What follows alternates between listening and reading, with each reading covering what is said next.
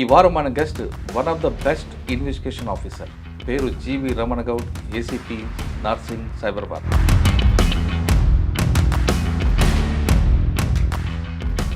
Cinema actor రాజశరణ్ అవ్వచ్చు, Jani master, YouTuber Sai Harsha. Narsing లిమిట్స్లో అన్ని సెన్సేషన్ కేసులని 24 గంటలు తప్పితే 48 గంటల్లో దాన్ని బ్రేక్ త్రూ తేవడం ఆయన స్పెషల్. మనం ఎక్కడ పని చేసామని కాదు, పోయిన తర్వాత మనం అక్కడ ఏం చేసి వచ్చాము. రమణ గౌడ్ గారు by chance by choice uniform వేయడం, స్పెసిఫిక్గా పోలీసులోకి రావాలని ఏం రాలేదు. బాగా గుర్తున్న కేసు చెప్పండి. ఒక రోజంతా టాయిలెట్ పోకుండా మా టీం అంతా పని. ఇటీవల జరిగిన డబుల్ మర్డర్ కేసులో ఒక మహిళని 2 వ్యక్తులు చంపారు. చనిపోయిన మేము ఫస్ట్ మాకు బాడీ ఐడెంటిఫై అయింది, ఒకటే బాడీ ఐడెంటిఫై. ఆ టైంలో పబ్లిక్ ట్రాఫిక్ సెన్స్ ఉంది అనుకుంటారు. సినిమాలో వారెంట్ ఉందా అని అనే టైప్లో మాట్లాడుతున్నారు. ట్రాఫిక్ ఇంకొక ప్రాబ్లం ఉంటుంది, ట్రక్ అండ్ డ్రైవ్. రిపోర్టర్ ఇక పేరెందుకు, ఇప్పుడు ఆయన ఇప్పుడు సంస్థకే అధిపతి. అంటే ఎక్కడ దొరికాడు మీకు? అంటే ట్రాఫిక్లో ఈ డైలాగ్ బాగుంటాయి, నేను 24 గంటల వల్ల ట్రాన్స్ఫర్ చేయిస్తాను. ఎంత తాగితే దొరుకుతుందండి? ఒక బీర్ తాగితే 30 వస్తుందా, వాటర్ వేస్తే 30 వస్తుంది. అంటే ఇది ఎలా ఉంటుందంటే, మరి ఈ టైంలో ఒక లేడీ మీకు బాగా ఇబ్బంది పెట్టిందండి. అంటే మీరు కెమెరాస్ పట్టుకొని ఉండేసరికి మా యాక్షన్ చాలా స్లో అవుతుంది. Guy is violating the law and showing హుషారీ చూపిస్తానంటే అంత భరించాల్సిన అవసరం లేదు. అన్నీ బాగుంటాయి కానీ అక్కడ ఒకటే హాస్టల్ నుంచి డబ్బులు వస్తాయి అన్నది ఎక్కువ అనుకుంటారు చాలా మంది. డబ్బులు వస్తాయి సార్, డబ్బులు తీసుకోవాలనుకున్నాడు ఎక్కడన్నా వస్తుంది. కానీ అంతకన్నా ముందు రాజ్ తరుణ్ కేసు కూడా నోటీస్ ఇచ్చి జానీ మాస్టర్ని అరెస్ట్ చేశారన్నది ఒక వివాదం. రాజ్ తరుణ్ కేసులో ఏంటి, ఫస్ట్ వచ్చిన కేసులో జానీ మాస్టర్ కేసులో కంప్లైంట్ ఏజ్ వీళ్ళు మైనర్ 18 అని పోక్సో యాక్ట్ వచ్చేటట్టుగా పెట్టారు. యూట్యూబర్ హర్ష, యూట్యూబరు ఆ ట్యూబర్ అని మాకేం తెలియదు.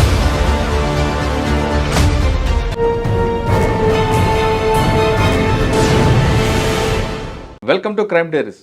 ఈ వారం మన guest one of the best investigation officer, పేరు జీవి రమణ గౌడ్, ఏసీపీ నార్సింగ్ సైబరాబాద్. రమణ గౌడ్ గారు ప్రస్తుతం నార్సింగ్ పోలీస్ స్టేషన్ పనిచేస్తున్నారు. నార్సింగ్లో ఇక్కడ అన్ని సంక్షేమ కేసులు జరుగుతున్నాయి. మీకు రాజశరణ్, సినిమా యాక్టర్ రాజశరణ్ అవ్వచ్చు, అదేవిధంగా జానీ మాస్టర్, సాయి యూట్యూబర్ సాయి హర్ష, అదేవిధంగా డబుల్ మర్డర్ కేసు. నార్సింగ్ లిమిట్స్లో అన్ని సంక్షేమ కేసులని 24 గంటలు తప్పితే 48 గంటల్లో దాన్ని బ్రేక్ త్రూ తేవడం ఆయన స్పెషాలిటీ. ఇటీవల జరిగిన డబుల్ మర్డర్ కేసులో ఒక మహిళని 2 వ్యక్తులను ఎలా చంపారు, 3 వ్యక్తులు ఎలా చంపారనే విషయాన్ని సార్ నాటి తెలుసుకున్నాం. సార్ నమస్తే అండి. నమస్తే అండి. సార్, పండగ నాడు ప్రశాంతంగా ఇంట్లో ఉన్న టైంలో మీకు ఫోన్ వచ్చింది. ఆ ఫోన్లో కరెక్ట్ పండగ పిల్లలతో ఉందాం టైంలో ఫోన్ రావడం, మీరు రష్ అయిపోయి వచ్చేసరికి అక్కడ ఒక లేడీ జెంట్ 2 మడ్డలు కనిపిస్తుంటాయి. అంటే పతంగలు ఆడుకుందామని వచ్చిన వాళ్ళకి కనపడడం, ఆ ఇన్ఫర్మేషన్ మీకు రావడం, మీరు ఆ స్పాట్కి వెంటనే రీచ్ అయ్యేసరికి మీకు అక్కడ క్లూస్ ఏం దొరికాయా, అసలు ఎందుకు జరిగేది మర్డర్? నార్సింగ్ అనగానే ఈ డబుల్ మర్డరే కాకుండా రాజ్ తరుణ్ కేసు అవ్వచ్చు, డాన్స్ మాస్టర్ జానీ మాస్టర్ అవ్వచ్చు, లేదా యూట్యూబర్ హర్ష, అన్ని సెన్సేషన్ కేసులు ఎక్కువగా నార్సింగ్లో జరుగుతుంటాయి. ఇంత హెవీ పోలీస్ స్టేషన్లో అంటే ఐఓ మీకు కాకపోయినా ఈ సూపర్వైజింగ్ చేయడం అనేది కొంచెం బాగా టఫ్ అనిపిస్తుంటుంది. ఇటువైపు ఫ్యామిలీ, ఇటువైపు జాబ్, ఇక్కడ అన్ని జరిగేవన్నీ కూడా సెన్సేషన్ కేసులు. పర్టికులర్గా నార్సింగ్ అవ్వచ్చు, శంకరపల్లి అవ్వచ్చు, మొకీలు, అవన్నీ కూడా హై ప్రొఫైల్ కేసులు కనిపిస్తుంటాయి. ఈ ప్రజలు ఎలా తట్టుకుంటున్నారు? మన జరిగిన డబుల్ మర్డర్ కేసులు వాళ్ళ ఆ విధంగా మర్డర్ చేయడానికి ప్రధాన కారణం ఏంటి? ఈ ప్రశ్నలకు సమాధానం చెప్పే ముందు రమణ గౌడ్ గారు by chance by choice uniform వేయడం, ఆయన పేరెంట్స్, ఫ్యామిలీ. స్పెసిఫిక్గా పోలీసులోకి రావాలని ఏం రాలేదు. This is one of the job, అంతే. జాబ్ కాబట్టి వచ్చాం. అప్పుడు యూనివర్సిటీలో ఉన్నప్పుడు జనరల్గా మన అందరూ యూనివర్సిటీలో ఉన్న వాళ్ళు పీజీ, ఆ తర్వాత మేము లా చేసేటప్పుడు జనరల్గా ఏమని ఏదో ఒక ఉద్యోగం, మంచి ఉద్యోగం వస్తే చేయాలి అనే, అప్పుడు ఉద్యోగం ఇంకా ఓరియంటేషన్, అప్పుడు కంపల్సరీ ఉద్యోగము అని అన్నది కంపల్సరీ. యూనివర్సిటీ రాకముందు మీ జర్నీ చెప్పండి. అమ్మ నాన్న ఎక్కడి నుంచి వచ్చారు మీరు? యూనివర్సిటీ రాకముందండి నేను అంటే బేసికలీ మా సొంతూరు నిర్మల్ దగ్గర బన్సపల్లి, బట్ మా ఫాదర్ బ్యాంక్ మేనేజర్ కావడంతో మేము ఎప్పుడు మా సొంత ఊర్లో ఎప్పుడూ లేము. All around Adilabad and Karimnagar అంతా తిరిగాం. మోస్ట్లీ నా ఎడ్యుకేషన్ అంతా, అంటే నేను పుట్టింది లక్షపేట దగ్గర, అంటే లక్షపేటలో అప్పుడు నాన్న అక్కడ బ్యాంక్లో పనిచేస్తున్నారు. ఎల్ఎంబి బ్యాంక్ అని ఉండేది అప్పుడు 67-68 అక్కడ నాన్న అప్పుడు పనిచేసింది. తర్వాత అక్కడ నుంచి నాన్నది ఆదిలాబాద్ ట్రాన్స్ఫర్ అయింది. ఆదిలాబాద్లో ఎడ్యుకేషన్ స్టార్ట్ అయింది. తర్వాత ఉట్నూరు అని అప్పుడు ఇంటీరియర్ ప్లేస్. అవును. అప్పుడు ఇట్నూరు చాలా ఇంద్రవెల్లి అదంతా ఆ ఏరియా అంతా ఉట్నూరులో ఉండేది. ఉట్నూరుకి ఆల్మోస్ట్ 2nd నాది 7th ఉట్నూరులో చదువుకున్నాం. అప్పుడు అక్కడ ఎడ్యుకేషన్ ఏంటంటే అంతా గవర్నమెంట్ స్కూల్సే. శిశు మందిర్ అని ఉంటుంది. ఎప్పుడైనా ఎదురుపడ్డారా? ఏమండి అక్కడ ఉట్నూరులో నక్సల్స్ మూవ్మెంట్ బాగా ఉంటుంది కదా అప్పుడు. కొండపల్లి సీతారామయ్య ఎదురుపడ్డాడు. అవునా? ఎదురుపడ్డాడంటే ఆయన అప్పుడు యూజ్ టు కమ్ దేర్. కాబట్టి అంటే నాకు తెలిసినప్పుడు చిన్నప్పుడు ఫాదర్ ఒకసారి అడిగాడు, ఇతను ఎవరో తెలుసా అని. ఇతను ఎవరో తెలుసా అంటే మనం చిన్నప్పుడు కదా తెలియదు ఎవరు అంటే ఈయనే కొండపల్లి సీతారామయ్య అన్నాడు. అంటే ఆ వాతావరణం అంటే అప్పుడు ఆ ఉట్నూరు అనేది చాలా లిమిటెడ్ చిన్న ఒక 2-3,000 పాపులేషన్ ఉన్నటువంటి తాలూకా హెడ్ క్వార్టర్. అక్కడ నేను 7th వరకు చదువుకున్నాను.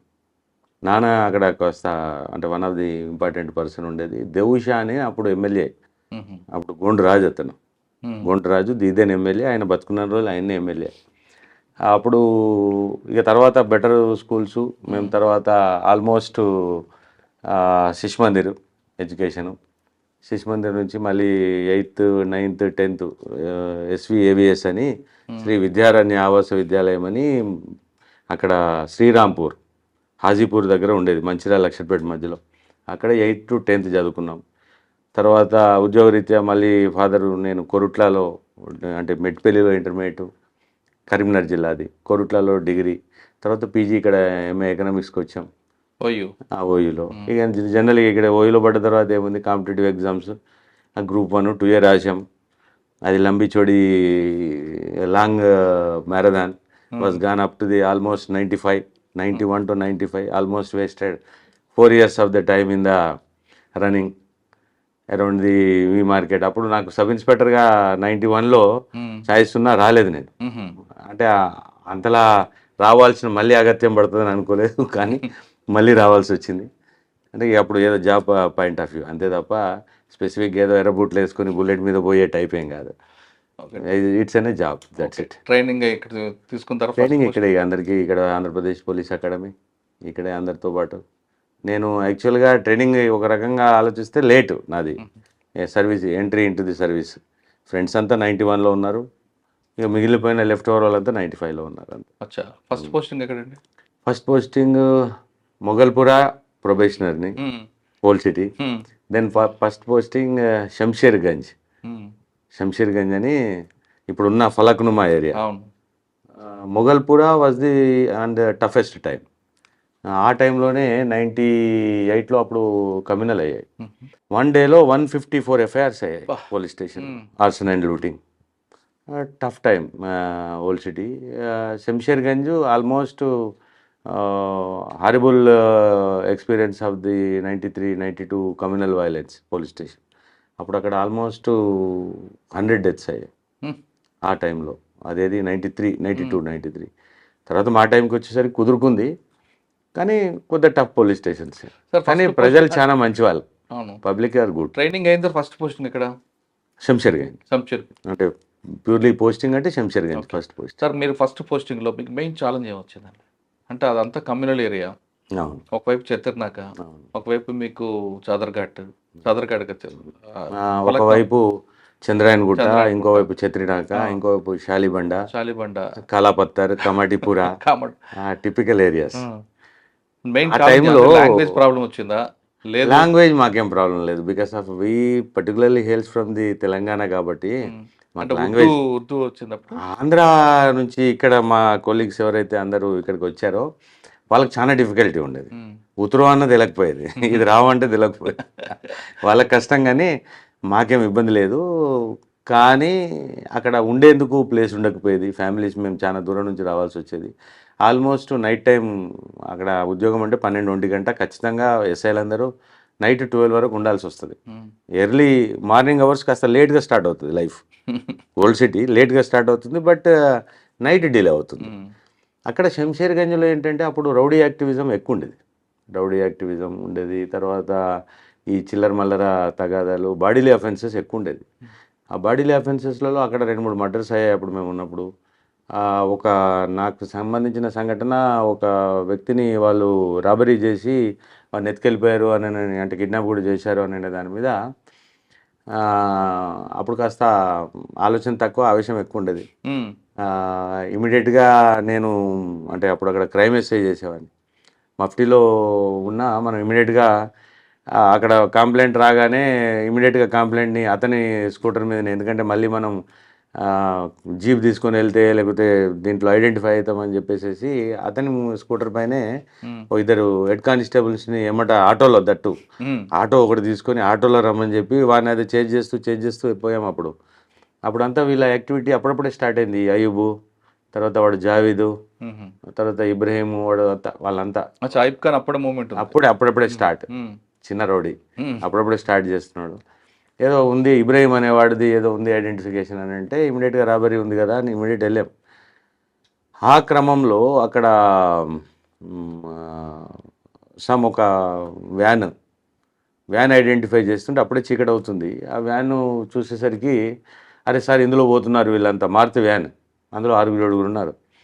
ఇమీడియట్గా ఆ స్కూటర్ తోటి చేంజ్ చేసి వాడిని ఆ బీబికా చష్మా ఏరియాలో ఆ సందులు గొంతులు తిరిగి ఆఖరికి ఆ ఓవర్టేక్ చేసి ఆ వ్యాన్ ముందు బండి పడేసి దూకి అంత సినిమాటిక్ అయ్యేసరికి వాళ్ళు 6-7 ఉన్నారు, నేను ఒక్కనే ఉన్నా. వాళ్ళు అంటే పోలీస్ అనే ఐడెంటిఫికేషన్ ఏంటో మిగతా వాళ్ళు పారిపోయారు కానీ ఒక ఇద్దరు మిగిలారు. అందులో వాడి పేరు నాకు ఇప్పుడు అంత గుర్తులేదు కానీ టఫెస్ట్ గై వాడు. ఒకసారి అప్పుడే 6-7 months ముందు double murder, Kalapathar double murder కేసులో జైలుకి వెళ్ళి ఉన్నాడు వాడు. అప్పుడే రిలీజ్ అయినట్టున్నాడు. మైట్ బి అప్పుడు ఏజ్ 26, 28, 27 ఉంటుంది, యంగ్.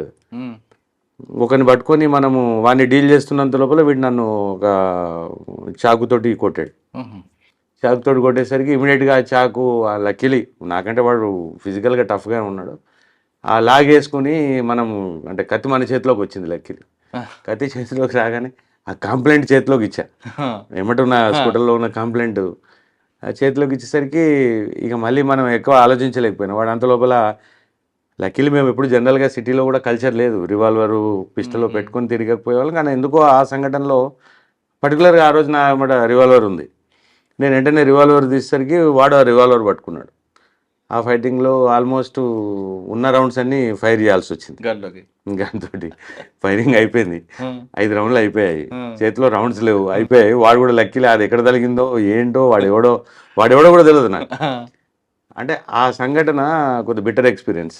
అంటే ఆ రోజు మనం కొద్దిగా అటు ఇటు అయితే నేను కూడా పైకి పోయాల్సిన టైం కాబట్టి ఆ తర్వాత రియలైజ్ అవుతే షాక్లో ఉంటే ఎలా ఉంటుంది సంఘటన అనేది నాకు ఏమీ ఐడెంటిఫై చేయలేకపోయాను.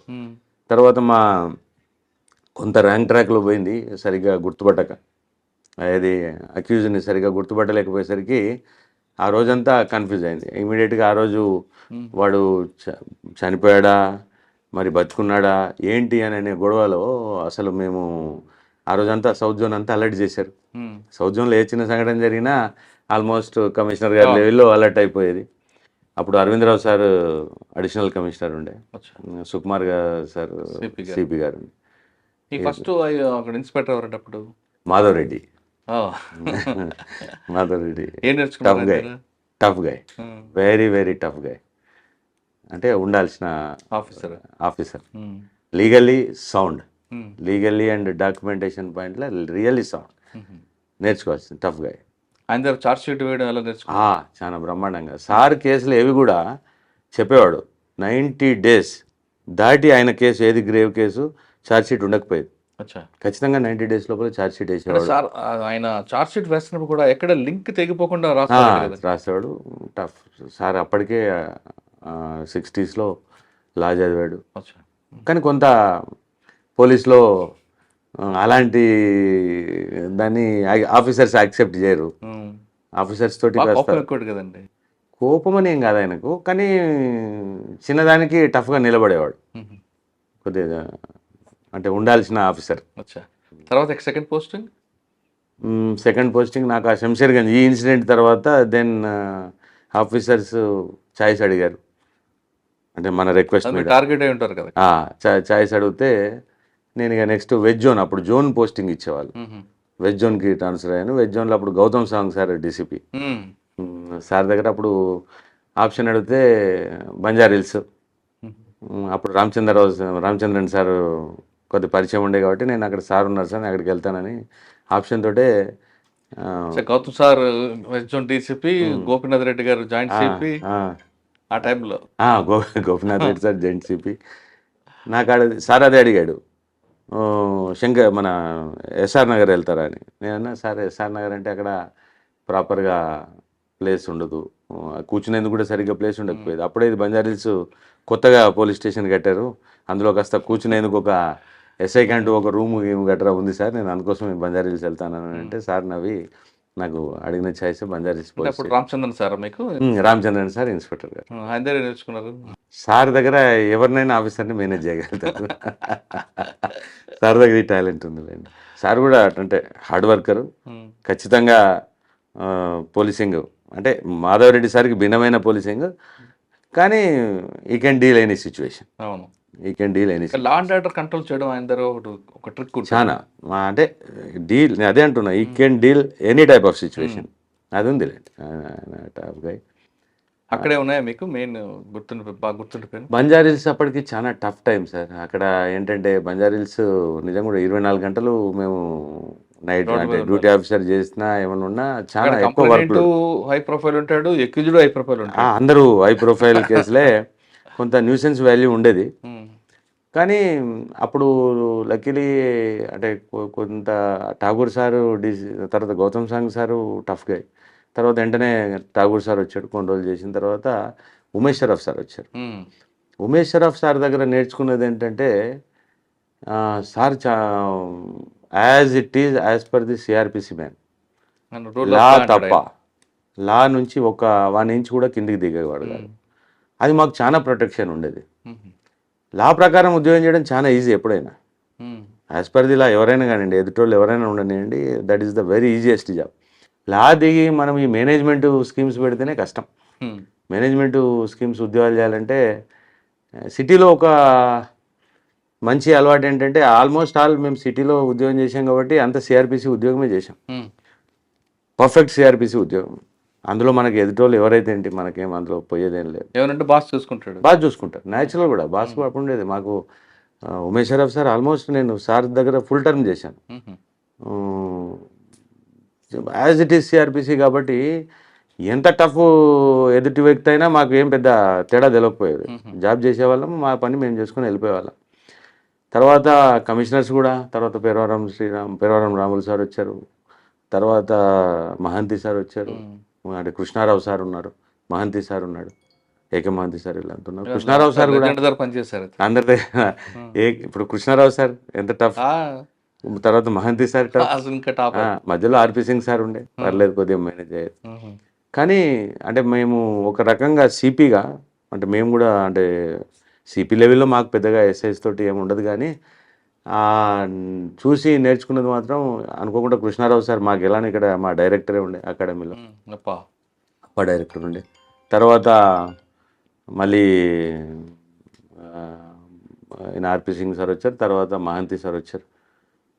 సార్ కూడా ఏకే మహంతి సార్ కూడా as it is as per the లా ఉద్యోగం కాబట్టి యాజ్ పర్ ది లా ఉద్యోగం చేస్తే ఎవరికి ఏం ప్రాబ్లం ఉండదండి. కానీ కృష్ణారావు గారి దగ్గర మెమరీ ఉంటుంది సార్, ఆ మెమరీతో ఆయన నవ్విస్తూ పని చేసుకుంటాడు.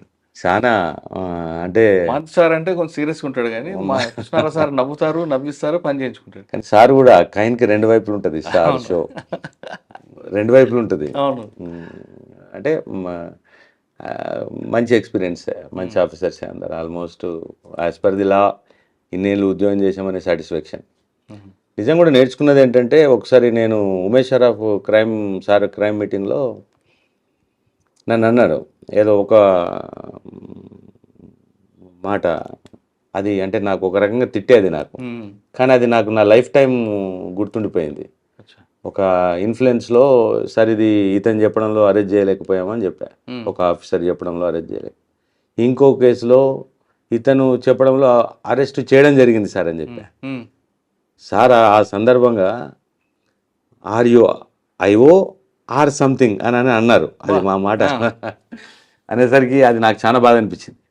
Since of that day I'm అంటే నా ఆత్మ అంటే నా అంటే ఒప్పుకునేంత మటుకు కాన్షియస్ ఒప్పుకునేంత మటుకు అప్పటి నుంచి ఆఫీసర్లు చెప్పే లీగల్లీ లేకపోతే ఈవెన్ ఆఫీసర్ చెప్పినా ఈయనకుంటా అలవాటయ్యాం. అంటే మీకు ఒక మంత్రం అది మంత్రం అయిపోయింది. నిజం కూడా అది ఎంత పెద్ద మాట అంటే నిజంగా I should oblige by the my law, అంతే తప్ప వాళ్ళు చెప్పారు వీళ్ళు చెప్పారని I can't go on that of the merits అని. నిజంగా కూడా సిటీలో ఆల్మోస్ట్ నాలానే ఉంటారు అందరు మిగతా ఇన్స్పెక్టర్స్ కానీ. అప్పుడు మా జనరేషన్లో అప్పుడున్న బ్యాచ్లో దెబ్బకు సెట్ అయ్యాం అందరం లీగల్ ఉద్యోగం చేసుకోవాలని.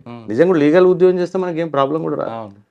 తర్వాత ఎక్కడ నుండి బంజారాహిల్స్ నుంచి బంజారాహిల్స్లో 4 years ఆల్మోస్ట్ చేశాను. తర్వాత నాకు ట్రాఫిక్ ట్రాన్స్ఫర్ అయింది. ట్రాఫిక్లో సార్ నాకు అసలు ట్రాఫిక్ చేయడం అప్పట్లో కొంత ఇష్టం లేకుండే. నేను పర్సనల్గా వెళ్ళి సార్ని అడిగా, ఎంవి కృష్ణారావు సార్ సిపి ఉండే, సార్ మీరు పోయిపోయి నన్ను ట్రాఫిక్ వేశారు సార్ అని అంటే, నో సెలెక్టెడ్గా ఎవరైతే నేను అనుకున్నానో అందరినీ, my first concern in the city is the traffic and the second is corruption ఆయన అన్నమాట ఆ రోజు. కాబట్టి మీ అందరు ఎవడెవడైతే ఉన్నాడో అందరినీ టఫ్ ఉన్న వాళ్ళందరినీ ట్రాఫిక్లో వేస్తున్నాం. అరే ఇదేంటి సార్ టఫ్ అంటారు మళ్ళీ ట్రాఫిక్లో వేసారు మీరు అని అంటే, సార్ చమత్కారం ఎలా ఉంటుంది నన్ను అందులో ట్రాఫిక్లో ఉద్యోగం చేయించాడు. కొన్ని రోజులు చేసిన తర్వాత ఇక మళ్ళీ సార్ ఉన్నంతసేపు ఉండి ఏదో మళ్ళీ బతుకు చూడడానికి ట్రాఫిక్ అప్పుడు ఏ జోన్ పంజాగుట్ట. అబ్బా పంజాగుట్ట టఫ్ ఉండేది. కొంచెం చేసి తర్వాత మళ్ళీ సిసిఎస్ పెట్టుకొని అప్పుడు డీడీ ఉండే కదా, డీడీకి వచ్చాం. డీడీకి అదే టైంలో సార్ ఇంట్లో ఒక్కొక్కటి తప్పిపోతుంది, అది నిమిషంలో దొరుకుతుంది, అది గుర్తుందా? నాకు గుర్తులేదు. ఎస్ఆర్ నగర్లో ఉన్నప్పుడు ఎస్ఆర్ నగర్లో ఉన్నప్పుడు ఒక జడ్జి గారి కుక్క తప్పిపోయింది. సార్ కుక్క కూడా తప్పిపోతుంది, కమిషనర్ గారి కుక్క మాయం. అది నాకు ఐడియా లేదు. మా దగ్గర అప్పుడు బంజారీస్లో ఉన్నప్పుడు ఒక జడ్జి గారి కుక్క తప్పిపోయింది. తప్పితే అప్పుడు అదే తతంగం ఉంటుంది, కానీ దానికి అంత పెద్ద ఇంపార్టెన్స్ కాదు. మా ఇన్స్పెక్టర్ చాలా బాధపడిపోయాడు. అప్పుడు మా సిఐ వైటీఆర్ ప్రసాద్ సార్ ఉండే, ఇలాంటి కేసులు కూడా చేయాల్సి వస్తుంది మా కర్మ అని. సార్ ట్రాఫిక్ తర్వాత సార్ మళ్ళీ ఎక్కడ ఇచ్చారు? ట్రాఫిక్ తర్వాత నేను crime branch white colour offence అంటే ఈఓడబ్ల్యూ టీమ్ సిసిఎస్ చేసాం. అది సాటిస్ఫాక్టరీ. ఫస్ట్లో నరసింహారావు సార్ ఉండే, తర్వాత మన అమిత్ గారు సార్ ఉండే, one of the best officer. ఆయన దగ్గర ఏం నేర్చుకున్నారు? చాలా. సార్ కూడా సిబిఐ నుంచి వచ్చారు అప్పుడు. చాలా మంచి ఆఫీసర్ అమిత్ గారు సార్. ఇప్పుడు ఉన్న ప్రజెంట్ జనరేషన్కి ఉండాల్సిన ఆఫీసర్ అసలు. లక్కీలీ ఆయన దగ్గర ఒక స్టైల్ ఉంది. ఒక మర్డర్ జరిగిందంటే ఆ సీన్ ఆఫ్ ఎఫెన్స్ సీన్ దగ్గర నుంచి మిస్ కాడు, ఆయన అక్కడే కూర్చుంటాడు, దాన్ని అక్కడి నుంచి ఆయన యాక్షన్ చెప్తుంటారు. బంజారాస్లో కూడా అలాగే చేశారు ఆయన. అంటే మేము సార్ దగ్గర నేర్చుకుంది ఏంటంటే, సార్ కూడా అనుకోకుండా సిబిఐ కలకట్టా నుంచి ఇక్కడికి వచ్చారు అప్పుడు. కాబట్టి ఈ ఈఓడబ్ల్యూ నాదంటే అంటే వైట్ కలర్ అఫెన్స్ అనేవాళ్ళం. అప్పుడు ఆ టీంలో అప్పుడు తక్కువ ఉండేది. సిసిఎస్ అంతా 12-11 మంది ఇన్స్పెక్టర్స్, ఒక 20-25 మంది ఎస్ఐస్, 2-3 ఏసీపీలు ఉండేవాళ్ళు. ఇప్పుడు చాలా స్ట్రెంత్ పెరిగింది, కానీ అంటే క్రైమ్ కూడా పెరిగింది, స్ట్రెంత్ పెరిగింది కూడా అలాగే ఉంటుంది కదా. ఆ బిల్డింగ్ దారుణంగా ఉండేది. కానీ మోస్ట్ సాటిస్ఫైడ్ జాబ్, అంటే అంత సాటిస్ఫాక్షన్ ఉంది. మంచి మంచి కేసులు చేసాం అక్కడ. ఏ ఇంపార్టెంట్ కేసు వచ్చినా మా టీంకి ఇచ్చేవారు. అప్పుడు మా టీంకి మా ఇన్స్పెక్టర్ వైటీఆర్ ప్రసాద్ సార్ ఉండేది. సార్ కూడా ఆల్మోస్ట్ 9 years సిబిఐలో పనిచేశారు, వైజాగ్ సిబిఐ. కాబట్టి ఆ ఎక్స్పీరియన్స్ తోటి మా టీం వచ్చేది. మేము కూడా చాలా కష్టపడ్డా రాత్రి 2-3 గంటల వరకు పనిచేసినా ఆఫీసర్స్ మంచి వాళ్ళు ఉండేవాళ్ళు, ఎంకరేజింగ్ ఉండేవాళ్ళు. కాబట్టి నవ్వుతూనే పనిచేసేవాళ్ళు. రాత్రి 2-3 చెప్పండి. ఈఓడబ్ల్యూలో సరే అప్పుడు మిట్టల్ అని చెప్పేసి ఇక్కడ mittalfin.com అని చెప్పేసి ఒకటి ఇక్కడ నారాయణగూడలో ఓపెన్ చేశాడు. అప్పుడు వాడు ఇక్కడ స్టేట్ వైడ్ ఫ్రాంచైజ్ కాల్ఫర్ చేసి వాడు ఆల్మోస్ట్ ఒక 4 crores ఫ్రాంచైజ్ పేరు మీద డబ్బులు వసూలు చేసేసి ఇక్కడ నుంచి ఎత్తేసాడు. ఇది బిచాన్ ఎత్తేసాడు. అది అప్పుడు నారాయణగూడ పోలీస్ స్టేషన్లో కేసు రిజిస్టర్ అయ్యి ఆ రోజు అక్కడ పోలీస్ స్టేషన్ ముందా 100-200 మంది గొడవ చేస్తున్నారంటే ఆర్పి సింగ్ సార్ ఇమీడియట్గా కేసుని సిసిఎస్కి ట్రాన్స్ఫర్ చేయండి అని చెప్తే ఆ కేసు అయిన రిజిస్టర్ అయిన ఆ ఒక్కరోజు అటు ఇటుగా అమిత్ గారు సార్ అక్కడికి డిసిపిగా వచ్చారు. ఆ కేసు మా టీంకి ఇచ్చింది. ఆ టీంలో నాకు తెలిసి సార్ తోటి 1-2 daysలోనే నేను మాట్లాడిన. సెకండ్ డే నేను కలకత్తా వెళ్ళాను ఇలానే అక్యూజ్ని ఇమీడియట్గా పట్టుకుందామని. అప్పుడు ఎస్ఐగా వెళ్ళిపోయేవాళ్ళం అని. అప్పుడు ఇప్పటిలాగా ఫ్లైట్లు వేసుకుని పోయేంత ఇప్పుడు ట్రైన్లే కదా. స్పీడ్లు ఏం లేవు, ట్రైన్లోనే పోయాం. ఆ, అక్కడ ఆల్మోస్ట్ వాడు అంటే సార్ ఏం చెప్పాడంటే, మీరు అక్కడ వెళ్ళిన తర్వాత మీరు అక్కడ సిబిఐ ఇన్స్పెక్టర్ ఉంటారు అక్కడ, సార్కి అక్కడ పనిచేసి వచ్చారు కాబట్టి మీరు అతని అసిస్టెన్స్ తీసుకోండి అని చెప్తే అసిస్టెన్స్ తీసుకున్నాం. నెక్స్ట్ మాకు అక్కడ సిబిఐ వాళ్ళు చాలా కోఆపరేట్ చేశారు. ఆ సిబిఐ ఆఫీసర్ ఏం చేశాడంటే కొద్దిగా కాన్ఫిడెన్స్ ఎక్కువైపోయి అక్యూడ్ మీద డైరెక్ట్గా వాడిని టచ్ చేసేసారు ఇల్లుని. దాంతో వాడు జంప్ అయిపోయాడు. జంప్ అయిపోయిన తర్వాత మేము ఒక 10-15 days ట్రై చేసాం. ఆ టైంలో 15 days stay there for almost roaming around that Calcutta, Tollygunge, Giliganj. Fail అయ్యాం. ఫెయిల్ అయిపోయిన తర్వాత రిటర్న్ వచ్చాం. సార్ దాని మీద కాస్త మా మీద కోప్పడ్డాడు, ఫెయిల్ అయ్యి వచ్చారు మీరు. నాకు కూడా అనిపించింది దీన్ని ఛాలెంజింగ్గా తీసుకోవాలి, ఫెయిల్ అయ్యి రావడం అంటే ఇష్టం లేదని. ఆ కేసులో ఐ థింక్ 4 times మేము Calcutta and Siliguri, west Bengal, UP, Madhya Pradesh ఇవన్నీ తిరిగాం. ఆల్మోస్ట్ 15,000 kilometers తిరిగాం వాని కోసం. సార్ ఇప్పుడంటే ఫ్లైట్, అప్పుడంటే ట్రైన్స్. ఆ ట్రైన్లో కూడా మీకు పాస్పోర్ట్ తీసుకెళ్ళి వెళ్ళాలి. మీరు హైదరాబాద్ నుంచి కోల్కతా వెళ్ళాలంటే ఈస్ట్ కోస్ట్ ఎక్స్ప్రెస్ ఏదో ఎక్కేవారు. మీకు రిజర్వేషన్ లేకుండా ఏ విధంగా తిరిగేవారు? మేము అప్పుడు ఏం చేసేవాళ్ళం అంటే మా ఎంబడ అది ఇన్వెస్టిగేటింగ్ ఆఫీసర్ స్టాంప్ పెట్టుకునే వాళ్ళం. ఈక్యూ కోటాకు సీట్స్ ఉంటాయి, ఈక్యూ కోటా సీట్స్ ఉండేవి. ఏ కేసులో అయితే బయలుదేరుతామో అప్పుడు వెంటనే అక్కడికి వెళ్ళి ఆ రైల్వే ప్లాట్ఫామ్ అక్కడ ఆఫీస్కి వెళ్ళి అందులో ఈక్యూ కోటా వేసి ఈక్యూ కోటాలో ట్రై చేసుకొని రిజర్వేషన్ తీసుకొని ట్రై చేసాం. ఒక్కోసారి లేకపోతే మామూలు జనరల్ పోలేరు కదా, దాంట్లో కూడా పోవాల్సిందే. వెళ్ళిపోయేవాళ్ళు. సార్ మీరేమో ట్రైన్లో వెళ్తారు, ఎక్కిజుడు మెట్టెల్ అన్నాడు బాగా ఫైనాన్షియల్ అప్పుడు బాగున్నవాడు, వాడు కార్లో వెళ్ళేవాడు. మరి ఎలా మీరు ట్రేస్ చేస్తారు? అందుకోసమే చాలా టైం పట్టింది అది.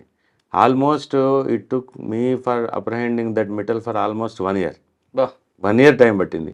4th time నేను ఎప్పుడైతే సిలిగురి అని వెస్ట్ బెంగాల్ బార్డర్ జల్పాయిగురి దగ్గర దిగి వెళ్ళాలి, that is journey of almost 36 hours from the Hyderabad. 4th time వెళ్తుంటే అమిత్ గారు సార్ అడిగారు, ఏం నీకు మా మనసు అది వాడు దొరకడు, ఆగు నువ్వు అని అన్నాడు. లేదు సార్ ఇది లాస్ట్ అటెంప్ట్, ఒకసారి నేను చేసి వస్తాను సార్. ఏం క్లూ ఉందని వెళ్తున్నావు అన్నాడు. అంటే ఇక్కడ నుంచి ల్యాండ్ లైన్ నుంచి అక్కడికి ఒక కాల్ ఉంది సార్, ఒక కాల్ ఉంది అని అన్న. ఎప్పటి కాల్ అన్నాడు. 6 months బ్యాక్ కాల్ సార్ అని. అంటే అప్పుడు ఆ ఎఫ్ఐఆర్ అయ్యాకంటే ముందు 6 months బ్యాక్ కాల్ సార్ అన్నాడు. ఈ ఒక్క కాల్ మీద వర్కౌట్ అవుతుందా అని అన్నాడు. కానీ ఎందుకో నాకు అది పోదాము అని చెప్పేసి వెళ్ళాం. లక్కీలీ ఆ టైంలో ఎక్కడ సిలిగురి, సిలిగురి 36 hours జర్నీ చేసి ఇక్కడ సిలిగురిలో ఉండి ఆ కనెక్టెడ్ వాళ్ళ ఒకడు బ్లాక్ మ్యాజిక్ వాడు ఒకడు ఉండే. ఆ బ్లాక్ మ్యాజిక్ ఏదో లింక్ దొరికితే వాడు ఎక్కడ మొఘల్ సరాయ్ వారణాసి దగ్గర ఉండే జంక్షన్ రైల్వే స్టేషన్ ఆ నుంచి ఒక 50-60 kilometers దాంట్లో ఉంటుంది. వాడికి వీడికి లింక్ ఉంది అని అంటే వాని దగ్గరికి ఇంకో టీం పంపించి మళ్ళీ ఇక్కడ నుంచి కలకట్టా నుంచి కోఆర్డినేట్ చేసుకొని అల్టిమేట్గా అప్పుడు 15 రోజులు ఉండి వాడిని కలకట్టాలో మళ్ళీ పట్టుకున్నాం. మిటల్ ఎంత వాడు చీటర్ అంటే వాడి మీద ఆల్రెడీ అప్పటికే నేపాల్, లక్నో, మన కొచ్చిన్, ఒడిశా ఇవన్నీ కేసులు ఉంటాయి, అన్నీ డిటెక్ట్ అయ్యాయి. అది సాటిస్ఫాక్టరీ జాబ్ ఇన్. సార్ సాధారణంగా ఎక్యూజన్ లిఫ్ట్ చేయడానికి మార్నింగ్ టైం ఎంచుకుంటారు, అందుకు ఒకటి. 2 యూనిఫామ్ వేసుకుని వెళ్తే బెటరా, యూనిఫామ్ లేకుండా సివిల్ వెళ్తే బెటరా? శాస్త్ర ప్రకారం యూనిఫామ్లో వెళ్ళి అరెస్ట్ చేయాలని ఉంటుంది, కానీ యూనిఫామ్లో వెళ్తే ఎవడో దొరకడు. ఎందుకంటే యూనిఫామ్లో వాడు కాల్చుకొని కూర్చుంటాడా. తతంగం అంతా కంప్లీట్ చేయాల్సి వచ్చేటప్పుడు యూనిఫామ్ బ్యాడ్జ్, నీ నేమ్ ప్లేటు అవన్నీ ఉంటాయి, అవన్నీ రాస్తాం. కానీ జనరల్గా మేము సిసిఎస్లో కూడా యూనిఫామ్ ఏమి ఉండదు, మామూలుగానే మఫ్టీలోనే జాబ్ చేసేవాళ్ళం. ఐడి కార్డ్ ఎమ్మడి ఉంటుంది, ఐడి కార్డ్ ఖచ్చితంగా. కానీ మీరు తీసుకొస్తారు, కొంతమంది ఏం చేస్తారు, మిమ్మల్ని ఇబ్బంది పెట్టడానికి ఎవరో వ్యక్తులు వచ్చారు, కిడ్నాప్ చేశారని. తప్పకుండా అలా కూడా మా మీద కూడా కేసులు రిజిస్టర్ అయ్యాయి. నా మీద ఢిల్లీలో రిజిస్టర్ అయింది, కలకట్టాలో ఒకసారి కేసు అయింది. అవుతాయి అంటే, కానీ లీగాలిటీ ఎప్పుడు ఆల్వేస్ ప్రివేల్స్. కాబట్టి మేము కూడా కంపల్సరీ అక్కడ లోకల్ పోలీస్ స్టేషన్లో ఇన్ఫార్మ్ చేసేస్తాం ఇమీడియట్గా. పట్టుకునేటప్పుడు ఒకవేళ మేము ఎప్పుడైనా ఎమర్జెన్సీ ఉందంటే వాళ్ళ సహాయం తీసుకోకుండా దొరికిన తర్వాత అయినా ఖచ్చితంగా లోకల్ పోలీస్కి ఇస్తే వాళ్ళు ఇంటిమేట్ చేస్తారు కదా, ఇన్ఫర్మేషన్ లీక్ చేస్తారు. ఆ డౌట్ తోటే మేము కూడా జనరల్గా రిస్క్ తీసుకుంటాం. కానీ ఇప్పుడున్న కండిషన్లలో రిస్క్ తీసుకోవడం అవసరం లేదు. కానీ అప్పట్లో ఎర్లీ మార్నింగ్ ఎందుకంటే లిఫ్టింగ్ ఉంటుందండి. ఎర్లీ మార్నింగ్ కదా మరి వాడు వచ్చి పడుకునే నైట్లో కదా వాడు, లేకపోతే మేము లేట్ నైట్ లొకేషన్స్ తీసుకునే పోతాం. లేట్ నైట్ లొకేషన్స్ ఒక దగ్గర వచ్చాయి, ఒక 10 లొకేషన్స్ వచ్చినాయంటే దాని అర్థం వాడు అక్కడ ఉంటుండని అర్థం. లేట్ నైట్ సిడిఆర్లు లేకపోతే మనం ఇప్పుడు కదా అప్పట్లో అప్పట్లో కూడా సిడిఆర్స్ ఉండే, అంటే 2004 నుంచి మెల్లిగా సిడిఆర్స్. సార్ మీరు ఆ మిట్టల్ గ్యాంగ్ కోసం దాదాపు సంవత్సరం తిరిగారు కోల్కతా. మీకు పాస్పోర్ట్ ఇచ్చిన ఇంకా ఎక్స్పెండిచర్ చాలా ఉండదు, చెప్పాలైన ఎక్స్పెండిచర్ ఉంటుంది. అదంతా గవర్నమెంట్ పే చేసుకుందా లేదా మీ పాకెట్లో పెట్టుకుని మాట పడ్డామని చెప్పి? పూర్తిగా చేయదు. మనకున్న కండిషన్, మనకున్న అన్ని ఫెసిలిటీస్ గవర్నమెంట్ ఏం కల్పించలేదు. గవర్నమెంట్ వాళ్ళ శాస్త్ర ప్రకారం 200 రూపాయలు ఇస్తారు పర్ డే. తప్పదు. 200 రూపాయలు ఏమొస్తుంది అక్కడ? అదే తప్పదు, అది పెట్టుకుని చేసుకోవాలి మనం. సాటిస్ఫాక్షన్ ఉంటుంది. ఓకే. సిసిఎస్ తర్వాత ఎక్కడికి వచ్చారు? తర్వాత అక్కడ నుంచి టాస్క్ ఫోర్స్ వెళ్ళానండి. టాస్క్ ఫోర్స్ కూడా ఎందుకు వెళ్ళానంటే, టాస్క్ ఫోర్స్ పోవడం నాకు నిజంగా పెద్ద ఇష్టంగా లేకుండే అప్పుడు. నా 3 years టర్మ్ అయిపోయింది ఆల్మోస్ట్ సిసిఎస్లో. అప్పుడు Rajiv Trivedi sir additional commissioner crimes ఉండే. ఏదో చిన్న విషయంలో మా ఒక ఇమీడియట్ ఆఫీసర్ తోటి గొడవ నేను చెప్పా, నేను సార్ ఎక్కడ వాల్యూ లేని దగ్గర నేను పనిచేయను, I have to shift from this place to some another place, sir, which is nearer to my house. హైదరాబాద్లో సిటీ పోలీస్లో always our preference is to be the near to the residence. అంతే తప్ప ఈ police station ఆ police station అని పెద్దగా priorities ఏమి ఉండకపోయేవి. ఇప్పుడు డిస్టిక్లలో ఈవెన్ సైబరాబాద్లో ఉన్నట్టుగా అదే శాంతినగర్ దగ్గరలోనో దగ్గరలోనో క్వార్టర్స్ ఎక్కడ ఉంటే దగ్గర. అప్పుడు మాకు బేగంపేట క్వార్టర్స్. బేగంపేట అదే మూడే కదా. మూడే బేగంపేట క్వార్టర్స్లో ఇంటి దగ్గర ఉండాలని కోరుకున్నాం. బేగంపేట క్వార్టర్స్లో ఉన్నప్పుడు నేను అడిగిన పోస్టింగ్ కూడా ఏంటంటే, సార్ ఆ బేగంపేట నియర్ బై ఏదైనా పోస్టింగ్ ఇవ్వండి, లేకపోతే నార్త్ జోన్ టాస్క్ ఫోర్స్ ఇవ్వండి. నార్త్ జోన్ టాస్క్ ఫోర్స్ అంటే అప్పుడు బల్విందర్ సింగ్ సార్ అప్పుడు కమిషనర్ అండి. అప్పుడు ఆయన అన్నాడంట, సార్ ఎందుకు ఆయన అంత స్పెసిఫిక్గా నార్త్ జోన్ అని అడుగుతున్నా అంటే, వేరే ఉద్దేశం ఏం లేదు సార్, ఆయన ఇళ్ళకి దగ్గర ఉంటాయి సార్. సపోర్ట్ చేసేవారు అప్పుడు ఆఫీసర్స్ కూడా, అట్లా సపోర్ట్ చేసేవాళ్ళు. మనకు కూడా సాటిస్ఫాక్షన్ ఉండేది. ఆఫీసర్స్ మన వాళ్ళు ఉంటే ఒక శబాష్ అని అంటే 1 కోటి రూపాయలు ఇచ్చిన దానికంటే ఎక్కువ దానికోసమే పనిచేసేవాళ్ళు. ఈవెన్ ఇప్పుడు నేను కానీ మా వాళ్ళు కానీ ఎవరు పనిచేసినా పోలీస్ ఆఫీసర్స్ ఎప్పుడైతే శబాష్ అని అంటాడో మనకి అది భారతరత్న ఇచ్చినంత గొప్ప కాబట్టి పనిచేస్తారు మన వాళ్ళు. దానికోసం చొక్కాలు దించుకొని పనిచేస్తారు. మీకు టాస్క్ ఫోర్స్లో ఎగ్జాంపుల్ చెప్తాను మీకు. ఒక కేసులో మేము తెనాలి వెళ్తే, మన టాస్క్ ఫోర్స్లో అప్పుడు కమలాసన్ రెడ్డి సార్. కమలాసన్ రెడ్డి సార్ మాకు మా సార్ సీనియర్ కూడా యూనివర్సిటీలో. సార్ కూడా వర్క్ ఎక్స్ట్రాక్షన్ పర్ఫెక్ట్. దాంట్లో ఒకటి మీకు ఎగ్జాంపుల్ చెప్తున్నాను, ఎంత కష్టపడతారు మన వాళ్ళు అనేటానికి. ఈవెన్ అంటే బ్లంట్లీ అంటే టాయిలెట్ కూడా ఆపుకొని ఒక రోజంతా టాయిలెట్ పోకుండా మా టీం అంతా పనిచేసింది తెనాలిలో. టాయిలెట్ పోతే మార్నింగ్ టైంలో టాయిలెట్ కూడా ఆపుకొని ఎవడు ఉద్యోగం చేస్తాడండి. ఇవాళ రేపు మా డిపార్ట్మెంట్ అంత ప్రయారిటీ ఇచ్చిన కేసు ఏంటో. జనరల్ ప్రయారిటీ ఉన్నా మనకి ఏదైనా ఇంపార్టెంట్ ఒక టాస్క్ మీద పోయినప్పుడు వేరే డిపార్ట్మెంట్కు మా డిపార్ట్మెంట్కు అంటే నేను వాళ్ళని తక్కువ చేయడం అనట్లే, కానీ మా దాంట్లో పాపం నెత్తి మీద వేసుకొని పనిచేస్తారు. అది కరెక్టే. టాయిలెట్ వెళ్ళక కాదు, పండగ పక్కన అన్ని బాగా పనిచేస్తారు. నిజంగా నాకు ఆ రోజు వండర్ఫుల్ అనిపించింది ఏంటంటే, నేను తట్టుకోలేను. నేనేం చేశాను, నేను నాతోటి కాదురా బాబు నేను వెళ్తున్నానని చెప్పి నేను ఒక ఆడ నుంచి ఒక టౌన్ తెనాలి 10 కిలోమీటర్లు ఉంటే నేను వెళ్ళిపోయా. మా టీం అక్కడ స్టే చేసింది. అల్టిమేట్గా మేము 12-1 గంట వరకు మళ్ళీ రిటర్న్ వచ్చాను. అంటే నేను వెంటనే ఒక 1/2 అవర్ రిటర్న్ వచ్చాను. 11-12 గంటలు పట్టుకున్నాం. 12 పట్టుకొని తెనాలికి వెళ్ళిన తర్వాతనే మా టీం అందరూ టాయిలెట్స్కి వెళ్ళారు. నాకు ఆ రోజు అసలు అనిపించింది, వీళ్ళు మా వాళ్ళు రాక్షసులు. ఇంకా అంటే టాయిలెట్ వెళ్లకుండా పట్టుకున్న కేసు ఏంటంటే, అంటే వాడు అప్పుడు దేవుడు నటోరియస్ ఫెలో ఉండే వాంది. ఆ వెహికల్ ఐడెంటిఫై అయింది మాకు అక్కడ. ఇంట్లో ఐడెంటిఫై అవ్వట్లేదు. ఆ చుట్టుపక్కల మనం జరిగితే దూరం వెళ్ళిపోతే ఆ వెహికల్ ఏమైనా సడన్గా వెళ్ళిపోతే మళ్ళీ ఇబ్బంది అవుతుంది అనే ఉద్దేశంతో పట్టుకోవాల్సి వచ్చింది. వాడు ఆశ్చర్యపోయాడా? ఈ కండిషన్ వాడికి తెలియదు కదా.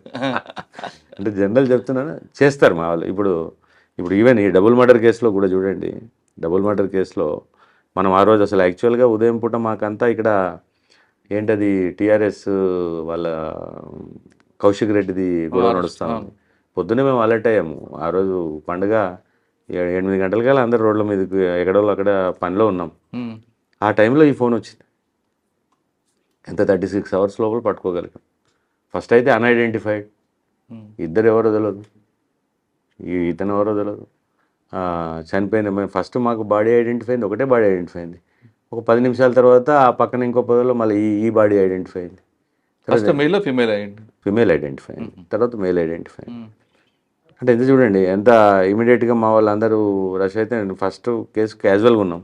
సెకండ్ ఎప్పుడైతే బాడీ ఐడెంటిఫై కాగానే ఇమీడియట్గా అందరూ, నేను మా డీసీపీ గారు కూడా స్పాట్కి వెళ్ళాం. స్పాట్లో వెళ్ళిన తర్వాత సాయంత్రానికల్లా మనకు అంటే ఏంటి ఏం కదా అనేది తెలిసే లోపల అంటే లక్కీలీ మన వాళ్ళంతా చూసరికి గచ్చిబౌలిలో మా వాళ్ళు ప్రాంప్ట్గానే కేసెస్ అన్ని రిజిస్టర్ చేస్తున్నారు కాబట్టి అది మిస్సింగ్ కేసు అక్కడ ఐడెంటిఫై అయిపోయింది.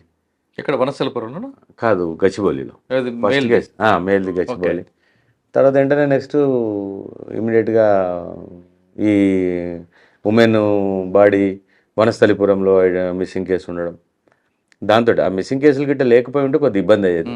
అంటే ఈ మధ్య ప్రాపర్గానే కేసెస్ రిజిస్టర్ అవుతున్నాయి కాబట్టి క్లూ ఇమీడియట్గా వచ్చి దాని తర్వాత నెక్స్ట్ స్టెప్ వీళ్ళు కావడం, ఆ 7:30 కల్లా వీళ్ళ మూమెంట్ ఇక్కడ నుంచి స్టార్ట్ అయిపోవడం, ఇవన్నీ చూసుకునేసరికి మా వాళ్ళు రాత్రి ఆ రోజు మాకు మినిమం ఐడెంటిఫై అయ్యేసరికి రాత్రి 1 గంట అయింది.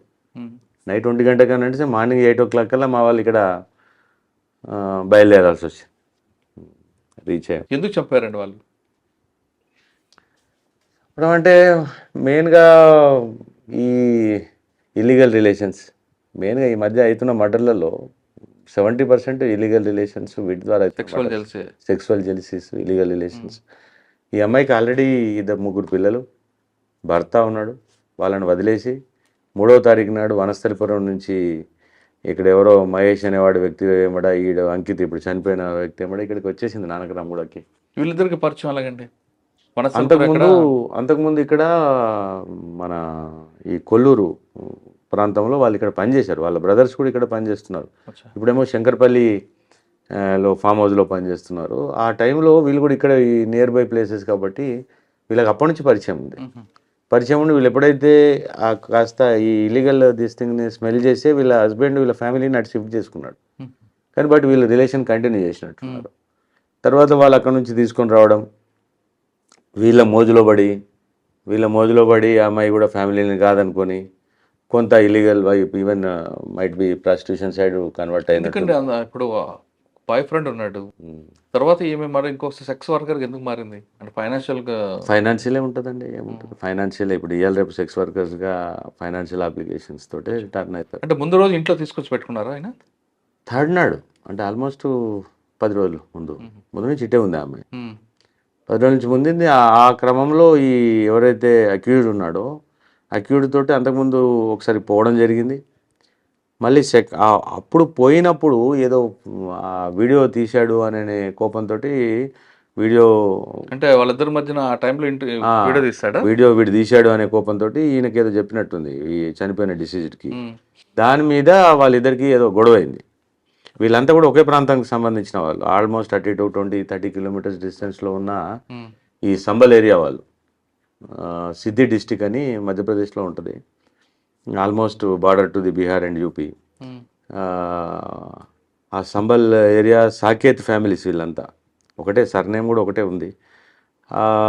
దాంట్లో వీడు కోపం పెట్టుకున్నట్టున్నాడు ఏదో, దాన్ని టార్గెట్ చేశాడు. వీడు ఆల్రెడీ టార్గెట్ చేసి అలా అయితే రారని చెప్పి వీడు మళ్ళీ ఒకసారి మాట్లాడుకొని తీసుకొని వెళ్దామనే క్రమంలో మాట్లాడుకుంటే వీడు ఒప్పుకున్నాడు తీసుకొచ్చేందుకు. సమేదో మాట్లాడుకొని 12:45 ఆ టైంలో వాడు అక్కడికి అంత నైట్లో అంత లోన్లీ ప్లేస్కి తీసుకెళ్లారు. దేంట్లో? ఆటో మాట్లాడుకొని వచ్చారు వీళ్ళు. మనకు అక్కడ లక్కీలో ఏంటంటే ఈ మధ్య మనం సీసీ కెమెరాస్ మీద వర్క్ బాగానే జరుగుతుంది. అక్కడ ఎదురుగానే ఆదిత్య హౌసింగ్ కోఆపరేటివ్ సొసైటీ ఉంటుంది. దానికి ఎంట్రీకి ఉన్న కెమెరాస్లలో క్లియర్గా వీళ్ళు ఒక ఆటోలో వచ్చి దిగి కాసేపు చేసి వెళ్తున్నట్టుగా ఉంది.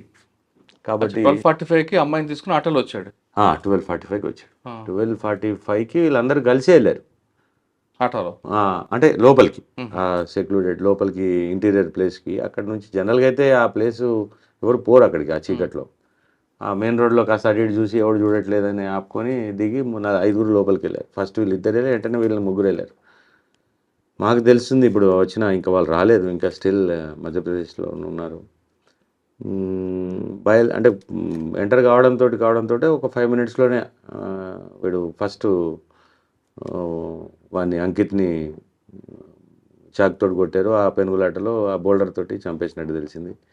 తర్వాత మళ్ళీ ఒక 10 మినిట్స్లోనే అక్కడ నుంచి వీళ్ళు ఇక్కడికి వచ్చి ఈ అమ్మాయి సెక్స్ కోసం పక్కకు తీసుకెళ్లారు, ఆ అమ్మాయిని కొట్టేశారు అని ఇప్పటికున్న ఇన్ఫర్మేషన్. అంటే కేవలం తీయొద్దు, వీడియో తీయొద్దు అన్నందుకే. కాకపోవచ్చు, నేను అదొక్కటి దాని మీద ఏదైనా బేస్ అని అనుకుంటున్నాము. యాక్చువల్లీ ఇంత చిన్న రీజన్కి ఉండకపోవచ్చు, ఏదైనా ప్రీవియస్ ఎనిమిటీ కూడా ఏమైనా ఉందా అనేది చెక్ చేసుకోవాలి. వాళ్ళు వచ్చిన తర్వాత క్లారిటీ వచ్చిన తర్వాత క్లారిటీ వస్తుంది. అంటే అక్కడ మన వాళ్ళు అడిగారు ఉంటారు కదండి, అడిగి వాడికి ఉంటారు కానీ హ్యాబిట్ ఉందా? అంత ఈజీగా అక్యూడ్ కన్ఫెస్ చేయడు. రీజన్ అంత ఈజీగా మనం అడగగానే చెప్పడు వాడు. అవును. ఏదో ఒకటి చెప్తుంటాడు. కొంత టిపికల్గానే అనిపించింది ఈ చిన్న రీజన్కి. వాడి కస్టడీ తీసుకున్న తర్వాత మీకు క్లారిటీ వస్తుంది. మళ్ళీ కస్టడీ తీసుకుని మేము ఇక్కడ మన ప్రాంతానికి వస్తే తప్ప వినరు కదా, అవును. ఇక్కడికి వస్తే వింటారు. అది. సార్ టాస్క్ ఫోర్స్ తర్వాత ఎక్కడికి వచ్చారు మీరు? టాస్క్ ఫోర్స్లో నుంచి ప్రమోషన్ వచ్చిందండి. ప్రమోషన్ వచ్చిన తర్వాత నేను అప్పుడు సిటీ వాతావరణం అంతా అప్పుడు తెలంగాణ మూమెంట్ ఉధృతంగా నడుస్తుంది, 2010 ఆ టైంలో బాగానే ఉంది మూమెంట్. అప్పుడు లూప్ లైన్ కావాలని అనుకుని నేను పీటీసీ అంబర్పేటకి వెళ్ళాను, ఓకే, ట్రైనింగ్ కాలేజీకి వెళ్ళాను. అక్కడ ఒక టర్మ్ పనిచేశాను, ఒక sub inspectors ASI to SIs. అప్పుడు 6 months ట్రైనింగ్ ఉండేది. ఒక బ్యాచ్ ట్రైనింగ్ అయ్యేంత మటుకు అక్కడ ఉండి పీటీసీ అంబర్పేటలో పనిచేసాం. ఒక బ్యాచ్కి ట్రైనింగ్ ఇచ్చిన సాటిస్ఫాక్షన్, ఎస్ఐస్ ట్రైనింగ్ ఇచ్చాం. తర్వాత అక్కడ నుంచి మళ్ళీ city back, Hyderabad city back వచ్చాం.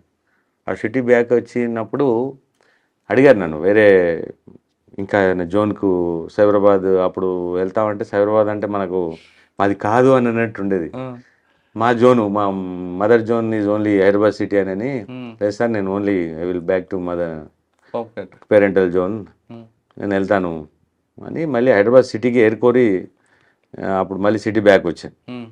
అప్పుడు యాక్చువల్గా నాకు కొంత వేరే ఒక important police station in Cyberabad ఉండేది, పోతారా అని అడిగారు. కానీ నేను సిటీ వదిలి రావడం అప్పుడు ఇష్టం లేకుండా సిటీకి వెళ్తే అప్పుడు AK Khan sir commissioner. AK Khan సార్కి రిక్వెస్ట్ చేస్తే నాకు సికింద్రాబాద్ పోస్టింగే కావాలి అని అంటే, మళ్ళీ సేమ్ యాజ్ ఇట్ ఈస్ ఇంటికి దగ్గర అని అంటే, మరి ట్రాఫిక్ ఉంది చేస్తారా అని అడిగారు. ట్రాఫిక్ ఉంది చేస్తారంటే చేస్తాను సార్ అని మహంకాళి ట్రాఫిక్ వెళ్ళాను. ట్రాఫిక్ మీద కొంత సెకండ్ గ్రేడ్ అభిప్రాయం ఉండే నాకు కూడా. కానీ my tenure in the traffic for almost 3 years in Mahankali, that is Secunderabad railway station area, immense satisfaction. ఎలా చేసాం నిజంగా. అది ట్రాఫిక్ని మనము ప్రాపర్గా రన్ చేయగలిగి, మనము proper implementation of the motor vehicle act or the ఈ ఫుట్ పాత్స్ ఎంక్రోచ్మెంట్స్ ఇవన్నీ చేయగలిగితే సాటిస్ఫాక్షన్ ఉంటుంది ఎక్కువగా. Secunderabad railway station, Gopalapuram police station, bridge, ఇటు మోండా మార్కెట్ మీకు పెయిన్ కదండి, పెద్ద పెయిన్. ఆర్పి రోడ్ తర్వాత ఎంజీ రోడ్ కనెక్షన్, వాటికన్నా ఇది ఎక్కువ కనిపిస్తుంటది కదా. ప్యారడైజ్ ఇవంతా కాదు, main traffic flow Secunderabad to Hyderabad all goes and travels from the MG and RP road, SD road, ఈ 3 రోడ్లను మనం రన్ చేయగలిగితే అంటే ప్రాపర్గా ఎక్కడ దాన్ని స్టక్ చేయకుండా తీసుకోవడం చాలా కష్టం. అంటే నేను చిన్న ఒక ఫీట్ జాగా మాకు రోడ్కు దొరికితే దాంట్లో రన్ చేయగలుగుతామని ఆలోచించేవాళ్ళం. ఫీటు 2 ఫీట్లు గొడవ చేసుకొని దాన్ని ట్రాఫిక్ కోసం సెక్యూర్ చేసిన ప్లేసెస్ ఉన్నాయి. సార్, ప్యారడైజ్ నుంచి ట్యాంక్ బండ్ వరకు తీసుకుంటే ట్రాఫిక్ ఎన్ని కిలోమీటర్స్ పెంచారు మీరు స్పీడ్ అండి?